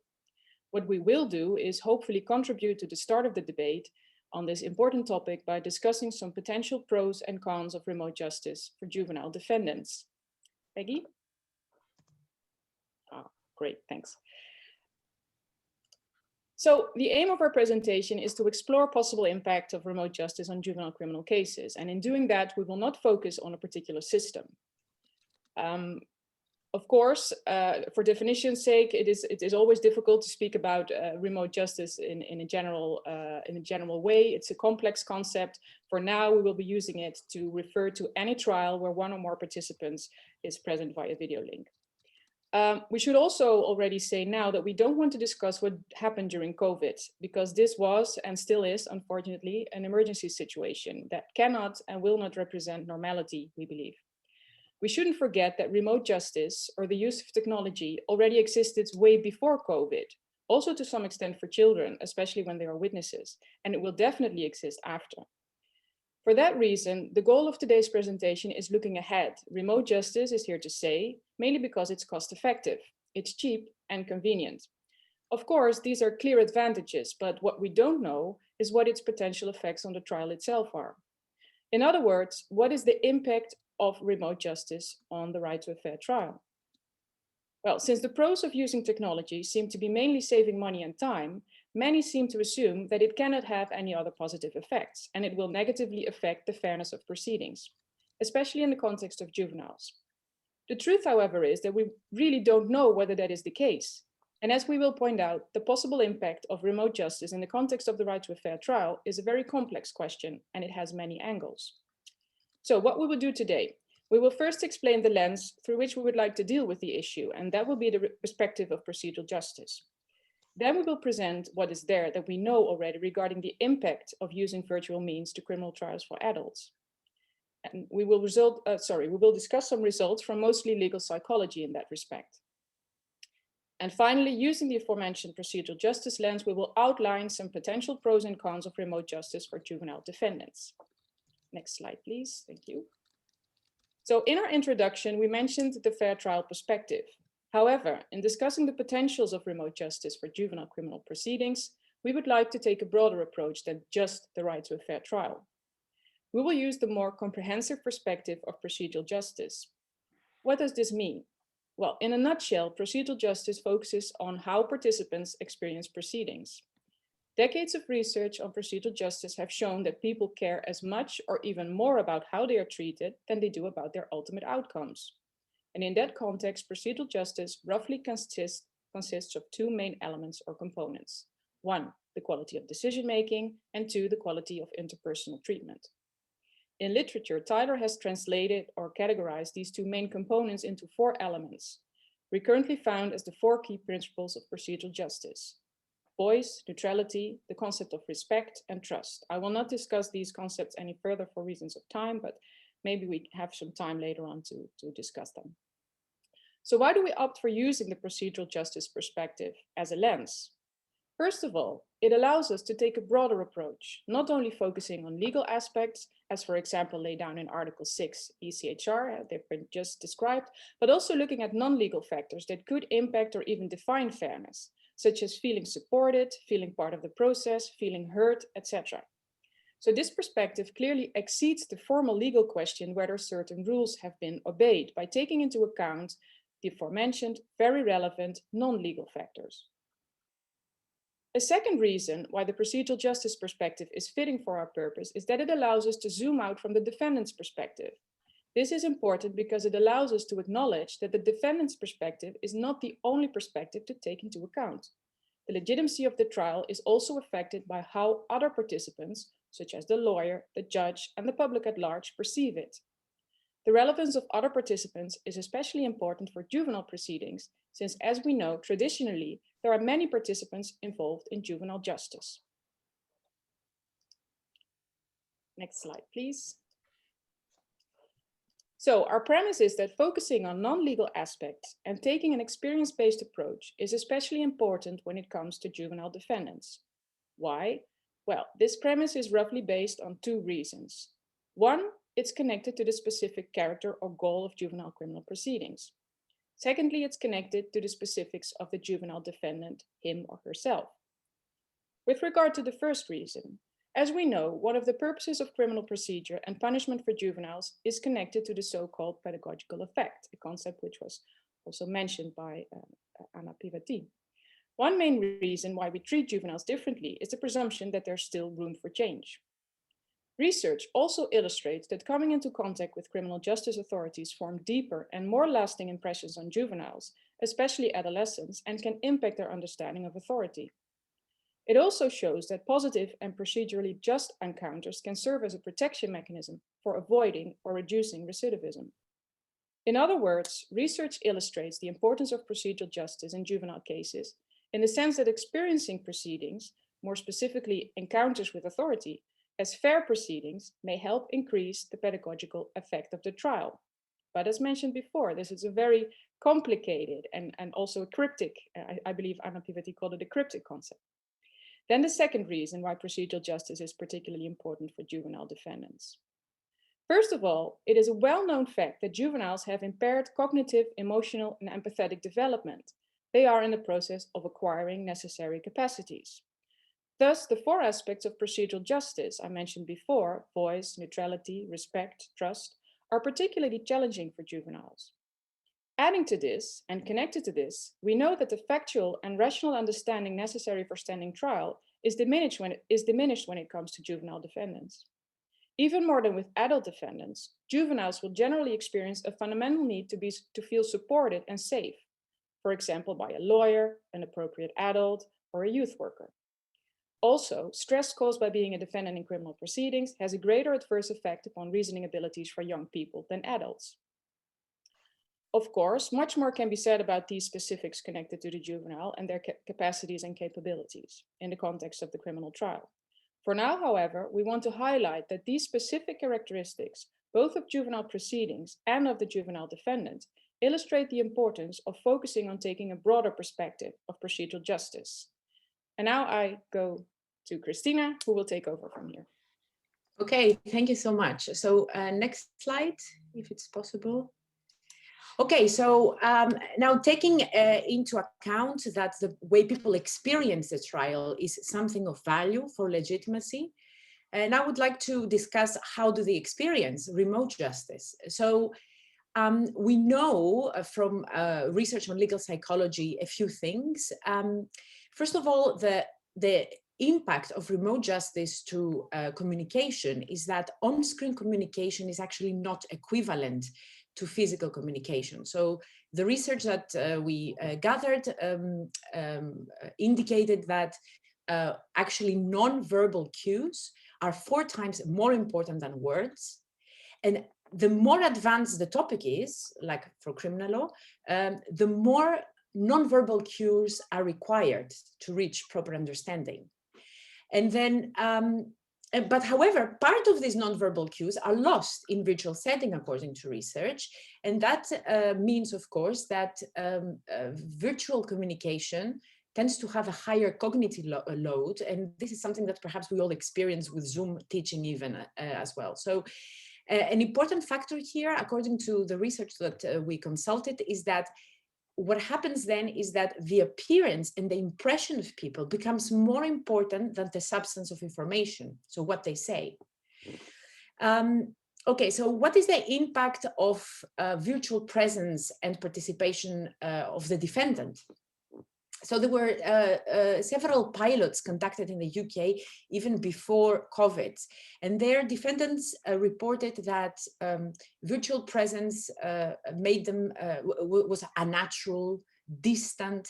They felt not seen by the court. They felt lonely because they couldn't see their family. They were less likely to talk and participate. They couldn't really understand what was going on. And some judges reported the so-called freezing effect. So the defendants just, freeze on the screen. Next slide. Yes. And there is also impact on the right to a lawyer of remote justice. Of course, it creates logistical difficulties in establishing a way for confidential communication between the client and the lawyer. And it creates a very difficult dilemma. So where should the lawyer be? Should it be with the defendant, who is usually at the police station or, at the prison facility to, help, support and understand the procedure? Or should the lawyer be at the court to, present the evidence? So no matter what you choose, you lose something from the function of the lawyer, and this is quite problematic. And there is also some research regarding the impact on the quality of decision-making and evidence, which is not as much as the other research, but there is something. Apparently, being on screen might affect how the defendant is perceived. It could have potential negative effects on credibility. Defendants who testify on video, they look less credible, less trustworthy. And they are, in some pilots, they were concerned regarding the presumption of innocence because they mostly appeared from a non-neutral environment like the prison facility. And finally, there is some research that kind of suggests that when decision makers interact with defendant via screen, they are likely to be less sensitive to the impact of negative decisions. So it's like they lose a little bit of their empathy, let's put it like that. And indeed, some of the numbers in the UK pilots was that for defendants who appeared on screen, the sentences were higher or harsher. Next slide. Okay, so can we really extrapolate all of this research to young adults and juveniles? I really think we should be really careful with that. And so we looked with Dorris, we looked at research made for juveniles and young adults, and of course we didn't find much there. So there's even less research. Having said that, can you again change the, yeah. Having said that, what we try to do is create like a list of pros and cons based on that research. So what are potential advantages of remote justice for juveniles? So why would we use it? The first thing that comes up a lot in literature is no transfer. They're not transferred from the facility that they are held to the court.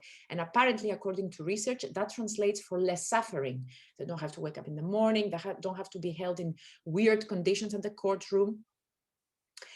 A second advantage is that, and that I found is quite interesting, that a meta-analysis has indicated that merely appearing before a criminal court is enough to increase a child's chance of being charged with another offense in the future. And that, to echo a little bit Anna Pivaty's also comments, the researchers in that study, they said, maybe we shouldn't just have them at all there for, reasons of criminal policy. A third possible advantage is that, well, it could be that for juveniles, virtual connection is more natural. And indeed, there is research implying that, we could have a generational thing there. In the research, in an Australian research, if I'm not mistaken, the juveniles reported being more familiar, more confident, and more at ease with video technology. And for that we have plenty of research, especially for juveniles as witnesses and victims, that they feel much less intimidated and experience less stress when they testify using audiovisual technology. And finally, another advantage is they actually prefer it. So that is a very consistent trend in literature. In many pilots, juveniles do prefer the video link. And, you know, of course, there's a question, is this an important argument? I think we have to be a little bit more sensitive with arguing that, you know, whatever the juveniles prefer should be in their best interest. Maybe this is not in their best interest, but yeah, it is there as a data. Can you move to the next one? Okay, as you see, the potential negatives of remote justice, there are much more, because indeed literature frowns upon remote justice for juvenile criminal trials. The first issue is that although they seem to see technology as a natural thing, they still do not understand the procedure well. But the thing is that we don't know why research reports this. Is it because of their cognitive impaired development, or is it because of the virtual thing? So we don't really know whether it's both or one of the two. Secondly, as with adults, the legal assistance, the right to legal assistance is really problematic in becoming operational.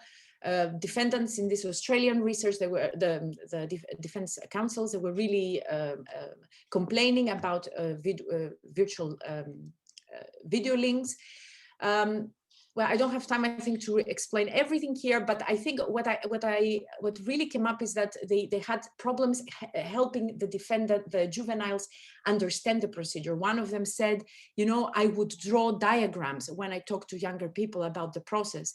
If their literacy levels are low, they will relate to the diagram. And of course, you can't do that in a virtual setting.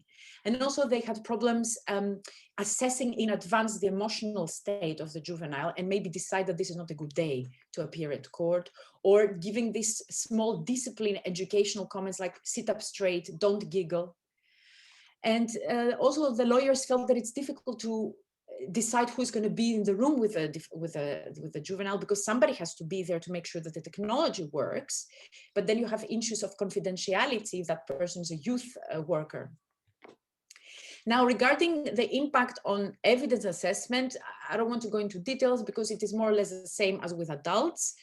But one thing that came up is that video being on screen does not only make you look fatter perhaps, but also older. So it does seem to have an impact on maturity. So children appear more mature, which is a very problematic thing. And finally, one very common point that was made in most literature was that remote justice impacts the perception of criminal trial. So the fear is that the juveniles do not take it seriously. They see it as a video game. Trial loses its solemnity, and that could have an impact on the pedagogical effect. Last one, slide. Okay, so to conclude, I mean, we cannot really conclude much because there is not enough research. We really lack interdisciplinary research in this point. And I would really like to see more research that also makes more refined distinctions. And one aspect is intimidation. So it appears that we do not want for the juveniles to have an intimidating experience at the courtroom, but we don't want them not to take it seriously. So it appears that this term intimidation has more layers to it, and I would like perhaps to find out these layers. And also, I think part of the difficulties that we have in assessing what is a pro, what is a con, has to do also with the fact that also what Anna says, that perhaps we don't really know in detail what the goals of criminal trial are for juveniles. So why do we have criminal trials? Is there a pedagogical effect? What does it mean? Do we want trial to teach something, or is it only the sanctions that we want to teach something? And finally, and this is my last comment, I think I noticed that we have to be mindful that certain aspects of the existing safeguards that we have could be new or could become more important. For example, the lawyer as a possible teacher to the juveniles. So it appears that counsels don't only help the defense part, but also help the juveniles experience the procedure in the right way or take it in. And I found this quite an interesting aspect. So anyway, that is it. I think I took a little bit more time, but thank you very much for your attention. And maybe there's a next slide with the thank you for the attention, and with a next one with the sources that we selected, like a selection of sources. Thank you very much. Thank you, Christina and Dorris, for this very insightful presentation on a very topical issue. There's no concrete answer or solution to this yet, but I think Anna had a quite interesting comment and question in the chat about how do these pros and cons of remote justice weigh towards whether child participation in criminal proceedings should take place or not. Did you take that into consideration in your research so far?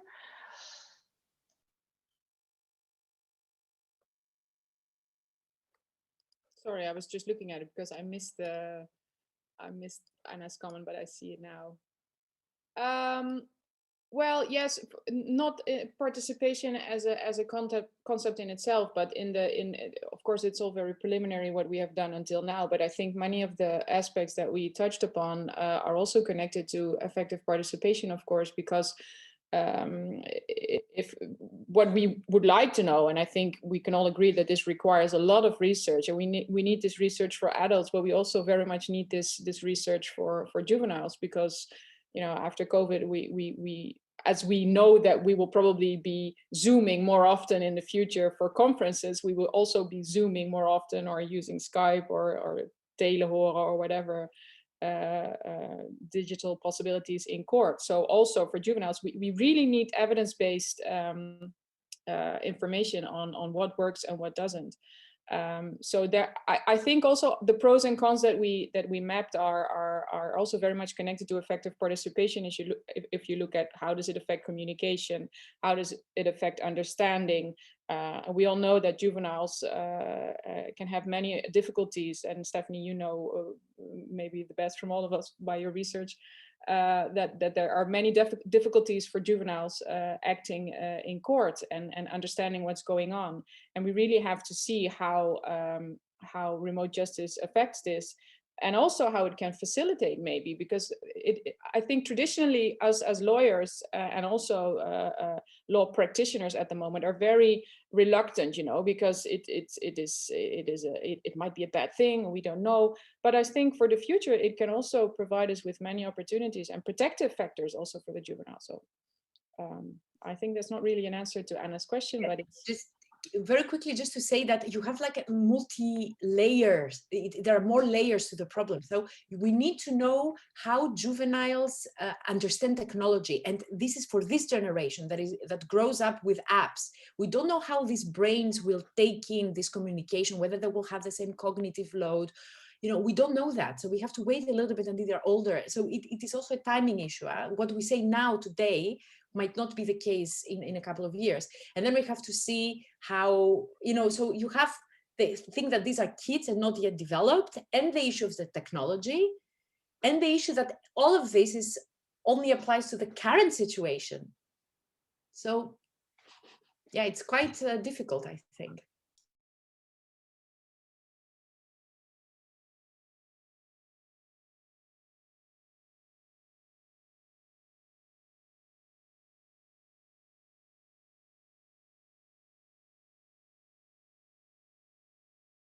Hope you will be able to continue this research and find some more solutions to this.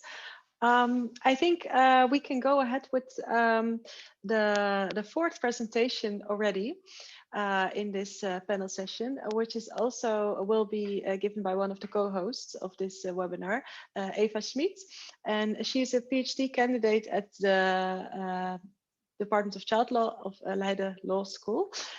Please, I invite you to start your presentation. Thank you. Thank you, Stephanie, for the introduction. And it's really nice to not only organize this meeting today with Anna and Stephanie, but also to present part of my own research here. So like Stephanie said, I work at the Department of Child Law at Leiden University, where I'm currently conducting my PhD research. And my PhD research is about the Dutch Act on Adolescent Criminal Law. Today I will focus on the position of young adults in the Dutch Act on Adolescent Criminal Law, and basically how the organization of the procedure also influences their position and the likelihood that they are sentenced as juveniles under the Adolescent Criminal Law. But first, to start, I will give a bit of background on the Dutch justice system and the Act on Adolescent Criminal Law.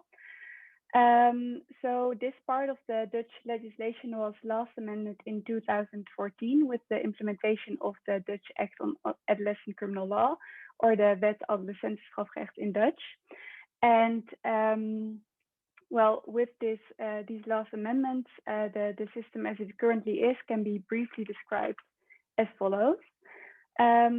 So the starting point in the Netherlands is that a youth sanction or measure will be applied to those between the ages of 12 and 18 at the time of the offense. And that for individuals of 18 years and older, the general or the adult criminal justice system applies. However, it's possible to make two exceptions to these main rules. So the first is that it's possible to apply adult sanctions to those aged 16 or 17 at the time of the offense, if a judge finds reason for this in the personality of the offender, the circumstances under which the offense was committed, or the gravity of the offense. And the other exception that can be made, and that I will focus on today, is the fact that young adults of 18 up to and including the age of 22 can be sanctioned under the juvenile justice system if a judge finds reason for this in the personality of the offender or the circumstances under which the offense was committed. And before 2014, it was already possible to apply the juvenile criminal law to young adults based on the same grounds, but for young adults of 18 up to and including 20, sorry. So the age limit was raised a bit in 2014, and this was done in reference to recent scientific insights, the idea that young adults develop beyond the age of 18, but yeah, into their early 20s. And that it was good in order to provide an effective and offender-oriented manner of sentencing to increase the possibility or to expand the possibility to apply juvenile criminal law to young adults, and so to raise the age limits a little bit. And in the literature, it has been noted that raising this age limit has made the Netherlands on the international level a leader in raising the age. So it's really a high upper age limit that we have in the Dutch justice system. However, it has also been noted that the existence of legal provisions does not necessarily mean that they are also used in practice. And so what we see in practice is, now I can click, is that, and these are numbers from research that was published in 2018, but that actually the possibility to apply juvenile criminal law to young adults is used in about 5% of all cases, all criminal cases against these young adults. And prior to the implementation of the Act on Adolescent Criminal Law, so when it was still possible to it was only possible to apply juvenile criminal law to young adults between the ages of 18 and 21. This percentage was about 2% of all criminal cases against young adults in that age category. So yeah, well, I already explained that this possibility to apply juvenile criminal law to young adults is an exception to the main rule. It was also discussed that it would be tried to really promote or increase the application of juvenile criminal law to young adults. So the question is whether this increase of about 2% of all cases to 5% of all cases meets that idea of promoting the use of juvenile criminal law on young adults. And so there has been some reasons mentioned for this quite limited increase of the use of juvenile criminal law for young adults. And one of these reasons is that the grounds on which this possibility can be based, so like I mentioned, the personality of the offender or the circumstances under which the offense was committed are quite broad. So you could say there's much room for discretion for the professionals working in practice, but you could also say there's not that much guidance provided by the legislator. And this relates, for instance, to the target group for the application of juvenile criminal law. So which young adults are really seen as a target group for this possibility. And the legislator has been a bit ambiguous on this target group. So that is one reason that could be mentioned. But we also see that, I noticed when working on this, that procedural or organizational aspects might also influence the likelihood that young adults are sentenced under juvenile criminal law, or maybe the lack of this likelihood. And so today I will discuss these procedural or organizational aspects a bit, and I will do this based on preliminary findings from the interviews that I conducted for my PhD research. So far I spoke to 16 judges and 10 public prosecutors, and I will use some preliminary findings from these interviews to illustrate the influence that procedural or organizational aspects have on the application of Article 77C of the Code of Criminal Code in the Netherlands. These are still preliminary findings, so I'm still analyzing my data, and also I would like to include the perspective of lawyers a bit more in my research. So I'm currently also doing interviews with lawyers, but today I will talk about what I found out so far based on the interviews with judges and prosecutors. And to illustrate the influence of the procedure itself, I will focus on one of the most important changes that was made with the legislation of 2014 to the Dutch Code of Criminal Procedure, which was the addition of a fifth paragraph to Article 63 of this code. And with this, the public prosecutor was actually given quite an important role in already selecting cases of young adults that would potentially qualify for the application of Article 77C of the Criminal Code in an early phase of the proceedings, so that advice and behavioral advice could also answer the question whether it would be desirable or suitable to sentence that young adult according to juvenile criminal law or not. And so, by already focusing in an early phase on that question, the judge at the hearing will be able to take a well-informed decision in this regard.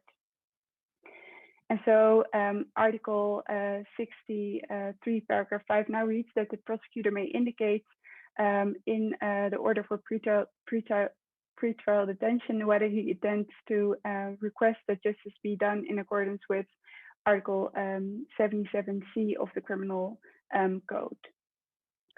And there are a few factors that influence the decision to already state this intention at this time in the proceedings that do not really relate to the question whether that particular young adult might qualify for the application of the article. So for instance, one of the factors that influences whether prosecutors want to use this possibility in this early phase is the wording of this provision. So I spoke to several prosecutors who say, it's quite problematic that we already have to say in an early phase that we intend to request the application of Article 77C. One of the public prosecutors, for instance, mentioned that she doesn't intend to request that application. At the most, she intends to investigate the possibility that this article, she will request the application of this article at a later phase of the proceedings. Another factor that is taken into account are the procedural consequences that this provision has, or the use of this provision has. So when a prosecutor during this early phase already states this intention, this also means that Article 493 of the Code of Criminal Procedure applies. So the rules for pretrial detention of minors will also apply to that particular young adult, which means, for instance, that the court that orders pretrial detention also has to investigate whether the execution of that order can be suspended. And for instance, it will also lead, in principle, to the placement of that particular young adult in a juvenile justice institution rather than a regular remand center. And well, that's something that some respondents also didn't find desirable in all cases. It's difficult to already place a young adult in a juvenile justice institution when you don't know whether he or she fits there. So, for instance, one public prosecutor mentioned an incident with a young adult that really was very disruptive in the juvenile justice institution. And of course, there's a possibility to then place this individual in a regular remand center also during this phase of pretrial detention. But she discussed how that young adult had been in the juvenile justice institution for about 2.5 months before being replaced to the regular remand center, and had been really disruptive for the other individuals that were in the juvenile justice institution at the same time. And so for her, the main takeaway was to really consider the placement of a young adult in a juvenile justice institution, and to really carefully contemplate that, and also to think about the consequences that this may have for the other juveniles in that institution that might be younger than the young adult, for instance. Moreover, the placement in a juvenile justice institution or a remand center may influence the final decision as well. This was quite clearly demonstrated in a judgment of the Court of Amsterdam from 2019, in which a young adult was placed in a regular remand center during pretrial detention, and the judgment describes in quite a lot of detail how the probation worker advising in this case asked whether he could be transferred to a juvenile justice institution, because there was fear that he wasn't coping well in the remand center, and that he would be negatively affected by his placement there. However, he stayed in the regular remand center, and 6 months later, she saw a hardening in his attitude. He was keeping his family at distance, and he was more closed.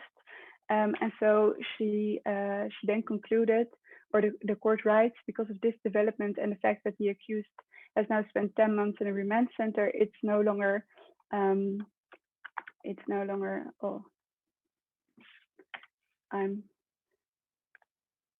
now I can read it. It's no longer realistic to advise the juvenile criminal law. And so in that report, she advised to apply, she is the probation worker, she advised to apply the adult criminal law, in contrast to the report of 2 months earlier. And I used this judgment for various reasons as one of the hypothetical cases that I used in the interviews with my respondents. And this judgment and this reasoning resonated with the experience of several of these respondents who also saw the influence of a placement in either a juvenile justice institution or in a regular remand center for the development of the individual young adult and also for the sentence to be ultimately applied. Well, there's much more that could be said. So today I try to show a little bit how this pre-selection by the public prosecutor, that of course influences the decision, is also influenced by other factors that do not really necessarily relate to the young adult involved, such as the wording of this pre-selection, but also the consequences during the phase of pretrial detention and the influence that the placement in a place for pretrial detention has. And I think the main takeaway from this part of my research so far, for me at least, has been that in order to evaluate this legislation, it's important not just to look at substantive grounds for applying juvenile criminal law on young adults, but also to look at the manner in which the procedure has been organized or has taken shape, and how that influences the rest of the procedure, and ultimately maybe also the sanction that is imposed. So that is what I wanted to share with you today. And if you have questions, I will be very happy to hear those.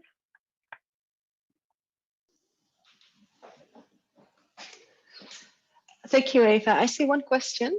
Can you let us know what the role of social workers is in juvenile justice institutions? It's a very broad question, but maybe you can tailor it a little bit to your own research.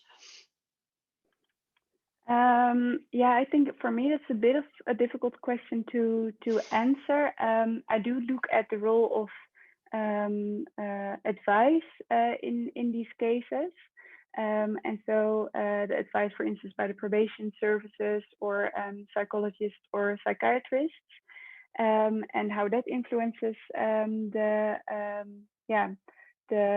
information that the public prosecutor has, and that the judge has to take a decision. And as to the social worker in the juvenile justice institutions, I mean, they are important, of course, also as a source of information in this regard, I think. For instance, the judgment that I just discussed, where the experience of the young adult in a particular institution is also taken into account, I think shows that it's very important. But other than that, I don't have a more specific answer to that question, I think. Thank you. Maybe others will respond in the chat as well. There's another question for Eva, which we will still have time for. As there's a lot of room for discretion, do you think there are differences between how courts apply adolescent criminal law? What is your view on that? I do think there are differences between different.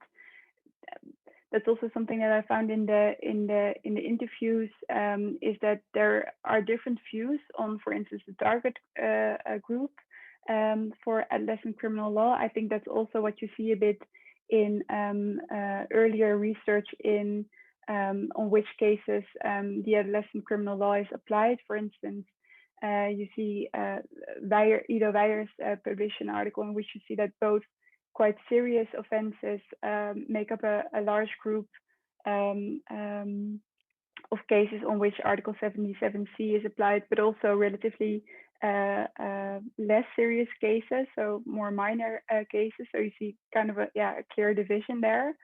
And I do think there are differences in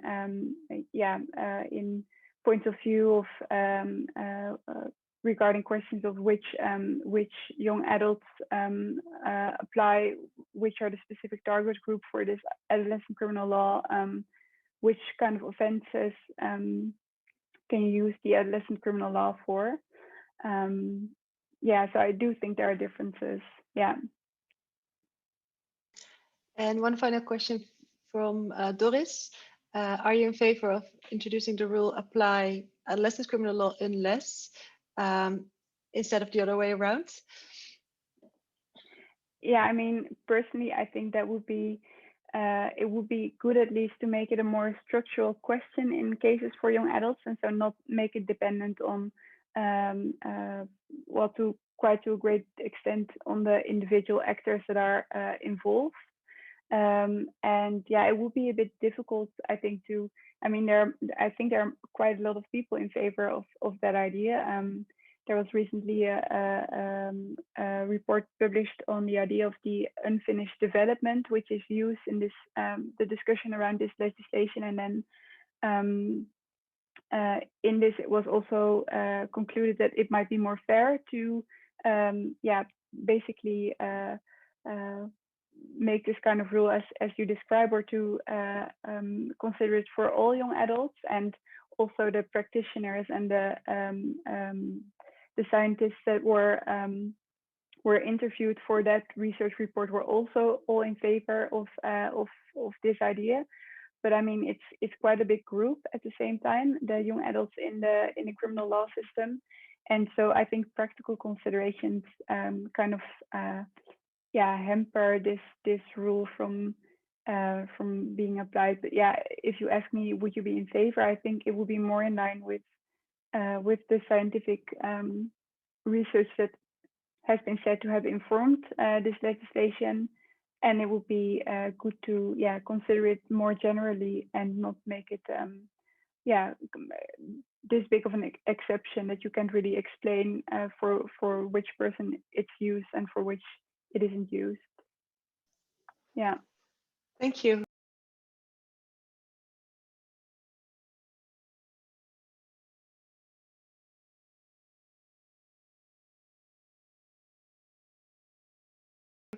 I think we have to move on to our next and final presentation in this panel. There's one more question for you, but maybe you can answer to that in the chat function. I would like to thank you, Eva, for your presentation, and I would like to introduce now Leuven Mergaerts. And she's a researcher at the Department of Criminal Law and Criminology at the Faculty of Law of the Catholic University of Leuven. And she will defend actually her PhD in about 1 month. Thank you for being here, Laura, and you are, you can share your presentation with us. Thank you. Thank you for this nice introduction. I will try to share my screen, and I hope it all, and so I can look into the camera. That's nicer for you, I guess. Okay, so first of all, I think my presentation is a little bit an outstander compared to the presentations that have been presented earlier. And I also see some familiar faces in the participants. So for some of them, the story I will tell now and what I present now will be familiar. So sorry for that if you're not learning anything new. But I've tried to tailor it a bit to minors and the involvement of minors in criminal proceedings, as my research is mainly about the concept of vulnerability in general. So it's not specifically focused at the involvement of minors, but I think it's relevant to minors as well, and that it might give some ideas to reflect in a different way on the concept of vulnerability when it considers minors in criminal proceedings. So maybe the next slide, please. So what I've done in my research is analyze the concept of vulnerability, as for some people it might seem very clear what vulnerability entails, but if you look a bit closer, it appears, especially in relation to the vulnerability of adult persons, that it actually is not that clear who can be considered vulnerable. And there is an increased attention for vulnerability over the past years, for instance, at the level of the case law of the European Court of Human Rights. And if you look into the concept of vulnerability there, you can see there are many different factors that can render someone vulnerable. So I've listed them on the slide. It goes from a very broad interpretation of vulnerability, considering everyone who is involved in a criminal proceedings as a suspect to be considered vulnerable. Just because you are a suspect in a proceedings renders you vulnerable. But there are also some more specific factors that may put an extra layer of vulnerability there. Thinking of people who are detained and being held in custody, not only, for instance, people who are in prison, but also in police custody, the very first moments of a police investigation, and also people with some individual characteristics, such as mental disorders, for instance, autism or attention deficit disorder. Physical conditions, being, for instance, in a wheelchair, can be something being in heavy pain when you're questioned by the police. And of course, minors as well. Minors are considered vulnerable vulnerable by definition. It doesn't actually matter. It's just their age that renders them vulnerable. If you then go to instruments of the European Union, there has been a roadmap which resulted in more procedural safeguards for people involved in criminal proceedings. And you can see that there's always a sideways attention for vulnerability as well. It's sometimes just like one article that states that when implementing this directive, for instance, regarding information, access to a lawyer, please take into account the specific needs of vulnerable persons. Not more nor less, just vulnerable persons, but it's not very much mentioned what it means. But there is, however, a recommendation. I know it's not binding, but there is a recommendation specifically aimed for vulnerable adults. And there is some kind of definition focusing on individual factors that render someone vulnerable. And there it's mentioned, for instance, age, mental or physical conditions.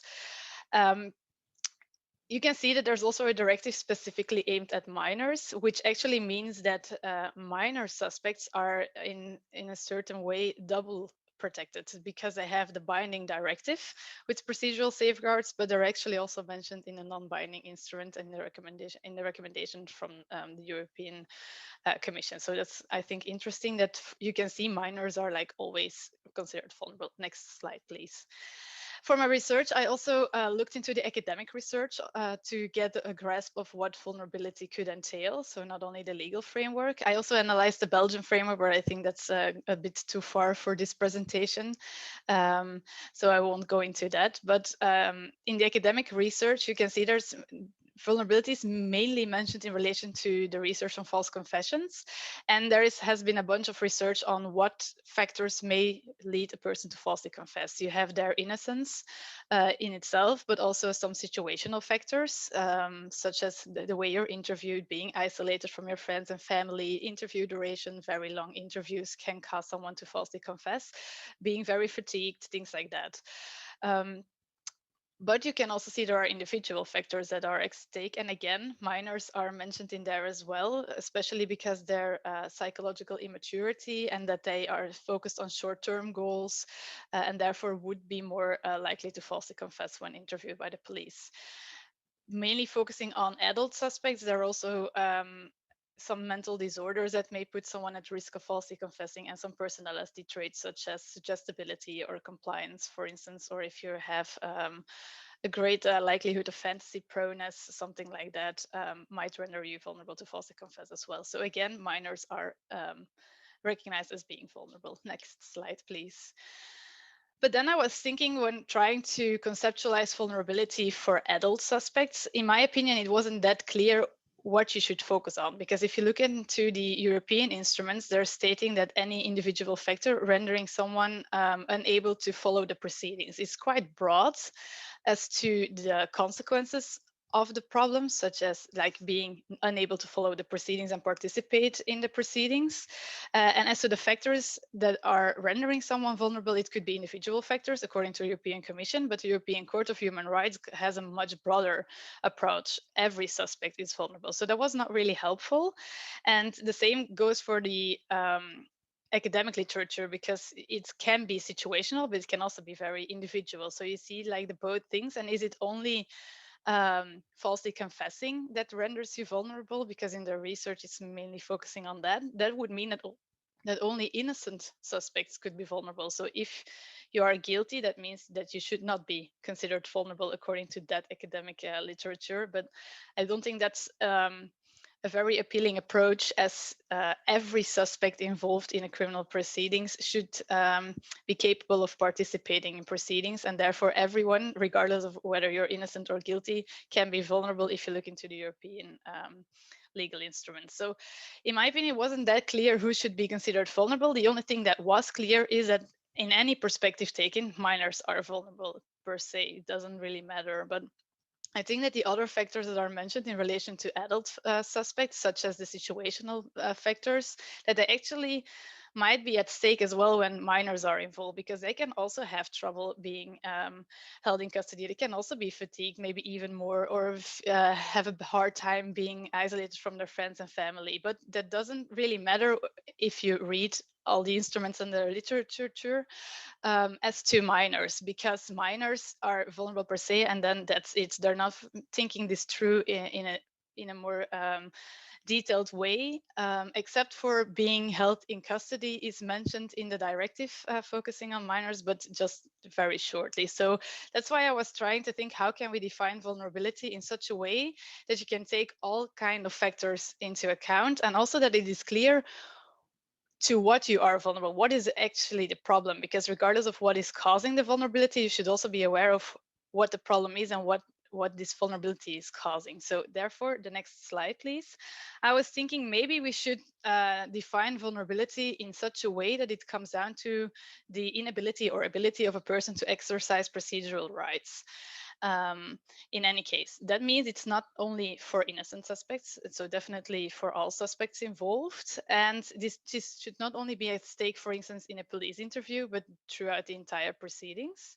And I think in order to exercise your procedural rights, there are some conditions that need to be met. And that means that you need to be informed about your rights, and you need to know what your rights are as a very first step. But second, you also need to be able to understand what I mean.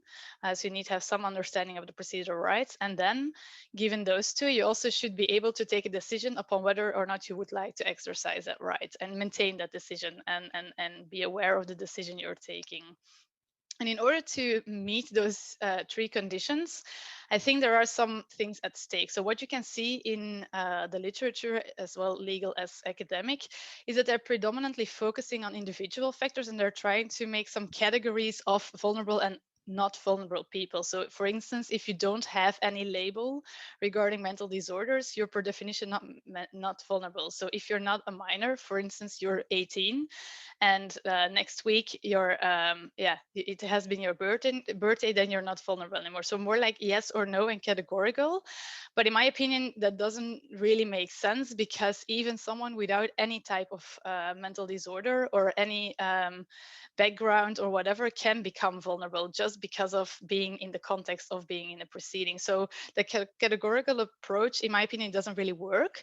So that's why I try to define it in a different way by focusing on the functioning of the person in a specific moment. And I mean by that is focusing on the abilities of a person, such as language skills. You need to be able to read, to write, and hear things depending on whether you get a written statement or it's read out to you. It depends.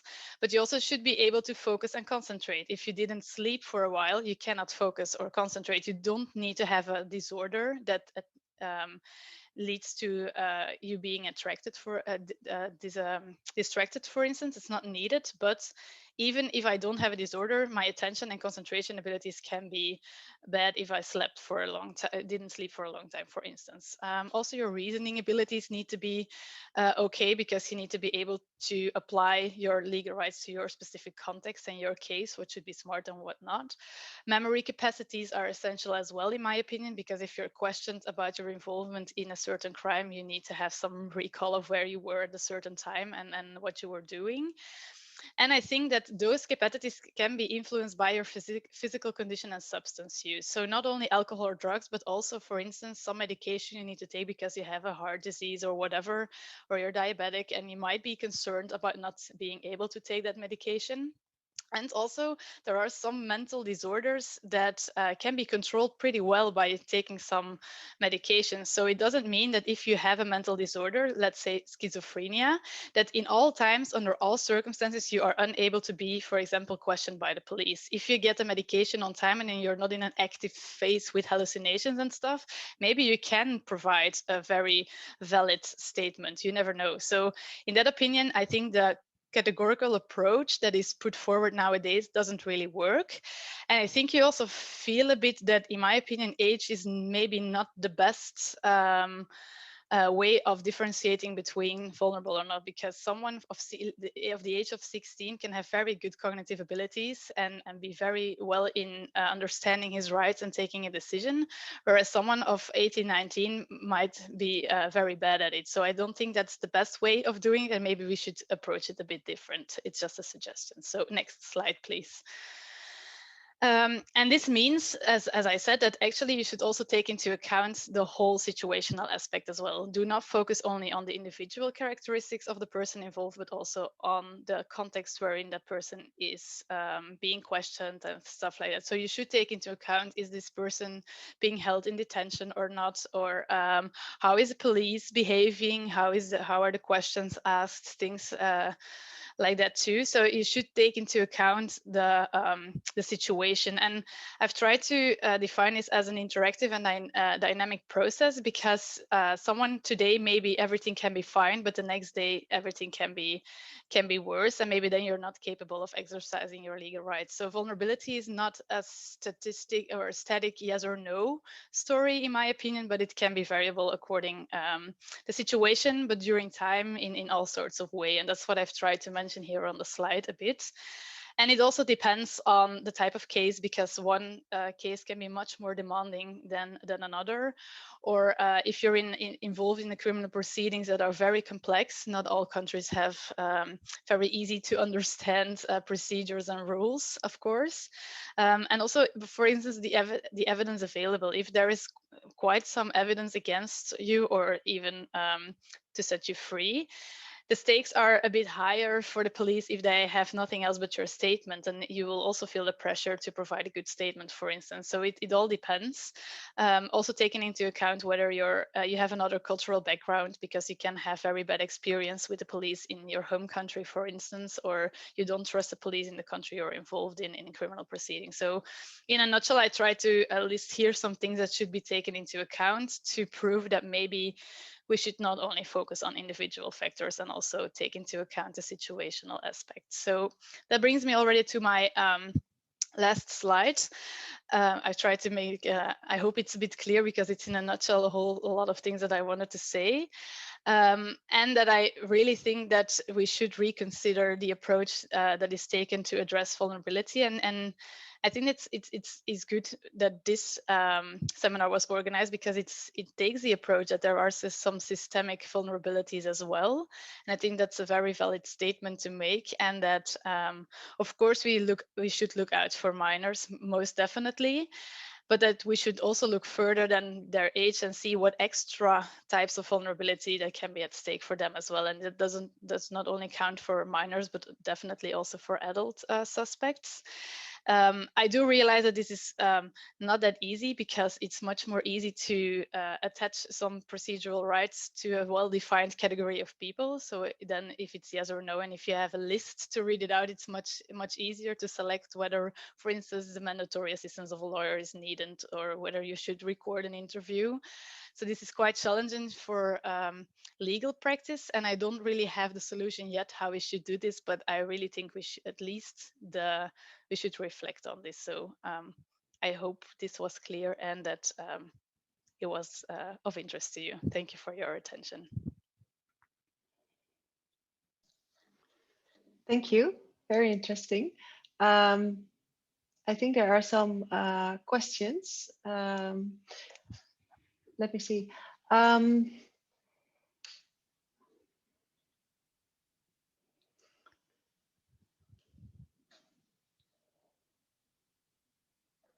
Let me read the first question by Anna, that it's very much your approach on focusing on the person and the situation. And a practical argument against this would be that it requires a lot of resources and cause delay also in assessments. What would be a best practical way to try and implement your interactive and dynamic approach to vulnerability?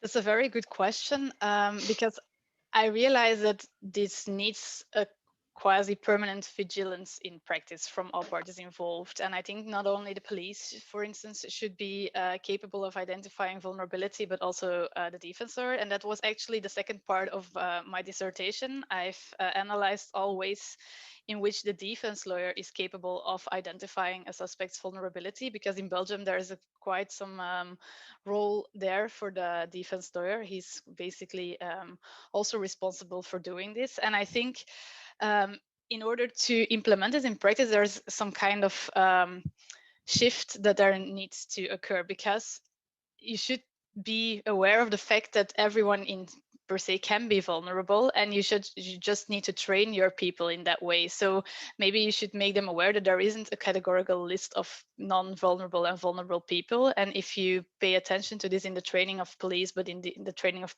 defense lawyers as well, that it should be possible to implement this. And maybe in the end, after, let's say, a couple of years, the whole concept of vulnerability shouldn't be needed anymore, because everyone is trying to adapt the way they deal with the person involved in a way that fits what is needed for this person. So a more tailor-made approach. And then I think the whole word of vulnerability would not be of any use anymore in the end, if you know what I mean. But I know that's still a long way to go. So in order to overcome this, I've made a sort of checklist for defense lawyers, which should help them in being vigilant to all kinds of vulnerabilities. So not only focusing on things as age or mental disorders, but very much also including the interactive ways, such as interview techniques and stuff. So kind of alarm ringing bells, so that they can take with them when they're assisting suspects. So I think those taken together should help to get this implemented in practice.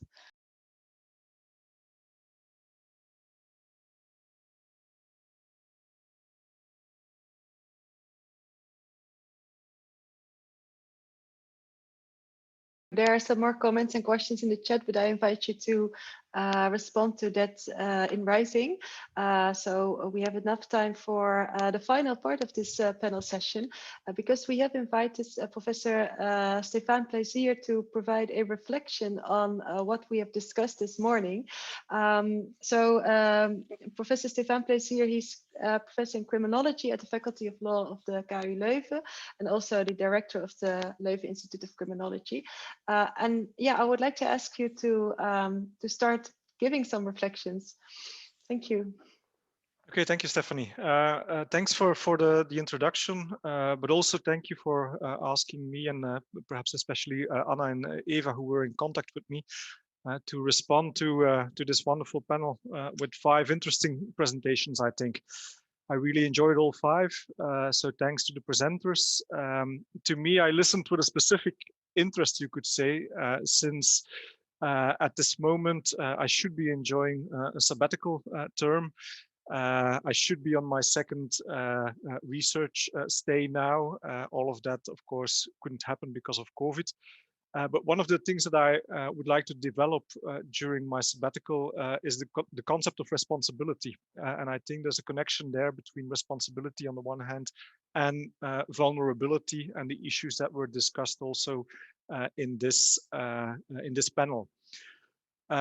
Coming back to the presentations, you have to understand that discussing, let alone responding to 5 different presentations in the limited time that we still have, is not an easy task. So based on the abstracts that I read beforehand, and listening to the presentations, I wrote down a couple of reflections, perhaps more broader, more general observations that touch upon the 5 presentations, I think, but at the same time also draw on my own research and perhaps also experience with the youth justice system in Belgium and the Flemish community in Belgium. What to me has always been crucial, if you reflect upon separate systems for minors, so youth justice systems, is not only that we take into account the fact, what was also mentioned also in the keynote lecture earlier this morning, that we take into account the cognitive and emotional development, social competences of minors. Ann Skelton raised the issue and the evidence on neuroscience, for example, that are clearly different from adults, and that have led to the crimes that young people have committed, and therefore that their crimes should be judged in a different way. But also that these same arguments, these same elements imply that minors are not in the same way, if we compare again to adults, fit to stand trial, so to say, in an adult court or in a court for that matter, or for that matter, all procedures that precede or follow on the court procedure. So also for this reason, and several of the presentations again evidenced this, I think, We need a system taking into account the specific vulnerabilities of young people in all criminal proceedings. Having a youth justice system then would be an obvious first step. So a system that is clearly different from a criminal justice system is a first and necessary step to reach that objective. But it's not a sufficient step. Research presented today, but also our own research, reports from, for example, the Children's Rights Commissioner in our Flemish community, they all point to the fact that even within those youth justice systems, not all procedures are child-friendly. Not all take into account the specific vulnerabilities that were mentioned. In fact, it has been evidenced over and over that children sometimes just do not fully understand what is happening to them, what they are being interrogated for by the police, why they are invited together with their parents to the public prosecutor's office, why they have to appear in front of a youth justice. All of that has been clearly evidenced is not always clear to young people. So we need to take that into account. And that reminded me of one of the comments that Heidi Salats also mentioned in the chat, that there's also a double layer there. Not only we need them to understand the language that is spoken, but also the content of what is being said needs to be clear for young people. And both of them, both of those elements are, I think, to a large extent, insufficiently taken into account also in our youth justice systems. So, in fact, I even think that youth justice systems, and now I'm maybe a little bit too critical, I don't know, but maybe people could comment on that as well if there's some time left. Youth justice systems unwillingly also add complexities to this. In most countries, we say that youth justice systems are hybrid models. They have and they aim at a varying number of objectives. So compared to the adult criminal system, you see that youth justice systems are often, on the one hand, still very much welfare oriented, aim for the best interest for the child. But at the same time, they also aim for rehabilitation, at least some sort of punishment, also the restoration of the harm that has been done through restorative procedures and so on. So this is puzzling. It's puzzling for us as academics, it's puzzling for professionals, let alone how it must feel for young people going through a system like this with all of those varying objectives. So we add to the complexities in our youth justice system, I think, by aiming at all of those different objectives in an often unclear manner for children going through the system. And in a way, and this is where I would like to conclude as well, this can actually paradoxically even lead to less protection for minors compared to adults in the criminal justice system. So I was thinking about what has been said on those diversionary practices, which have an objective, you could say, that has been discussed, for example, also in the presentation by Anna. But at the same time, you can see that it raises new questions on the procedural rights and safeguards of young people within those diversionary practices.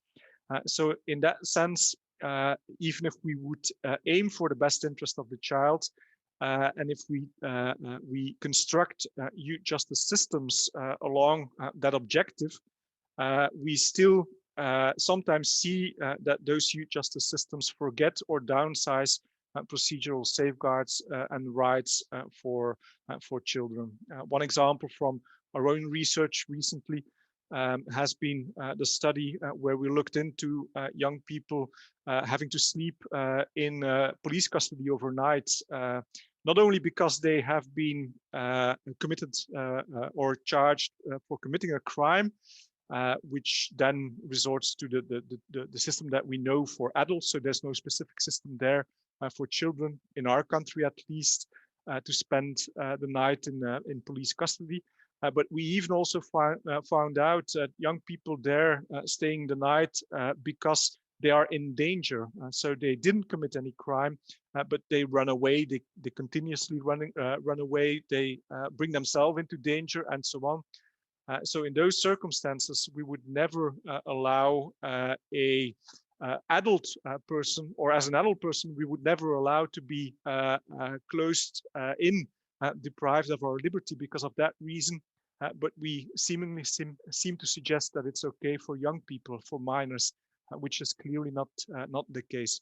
So that is just another example where we reflect, I think, from that perspective of the best interest of the child, but at the same time, we downsize their rights. We forget about certain crucial rights that they do have, and that need to be taken into account, especially given all of what has been said on the concept of vulnerability as well. So I don't know if I'm have been able to stick to my 10 minutes or maybe used much less time, but if there would be still some time, it can be opened for other discussions. But that's up to you, Stephanie, to judge about that.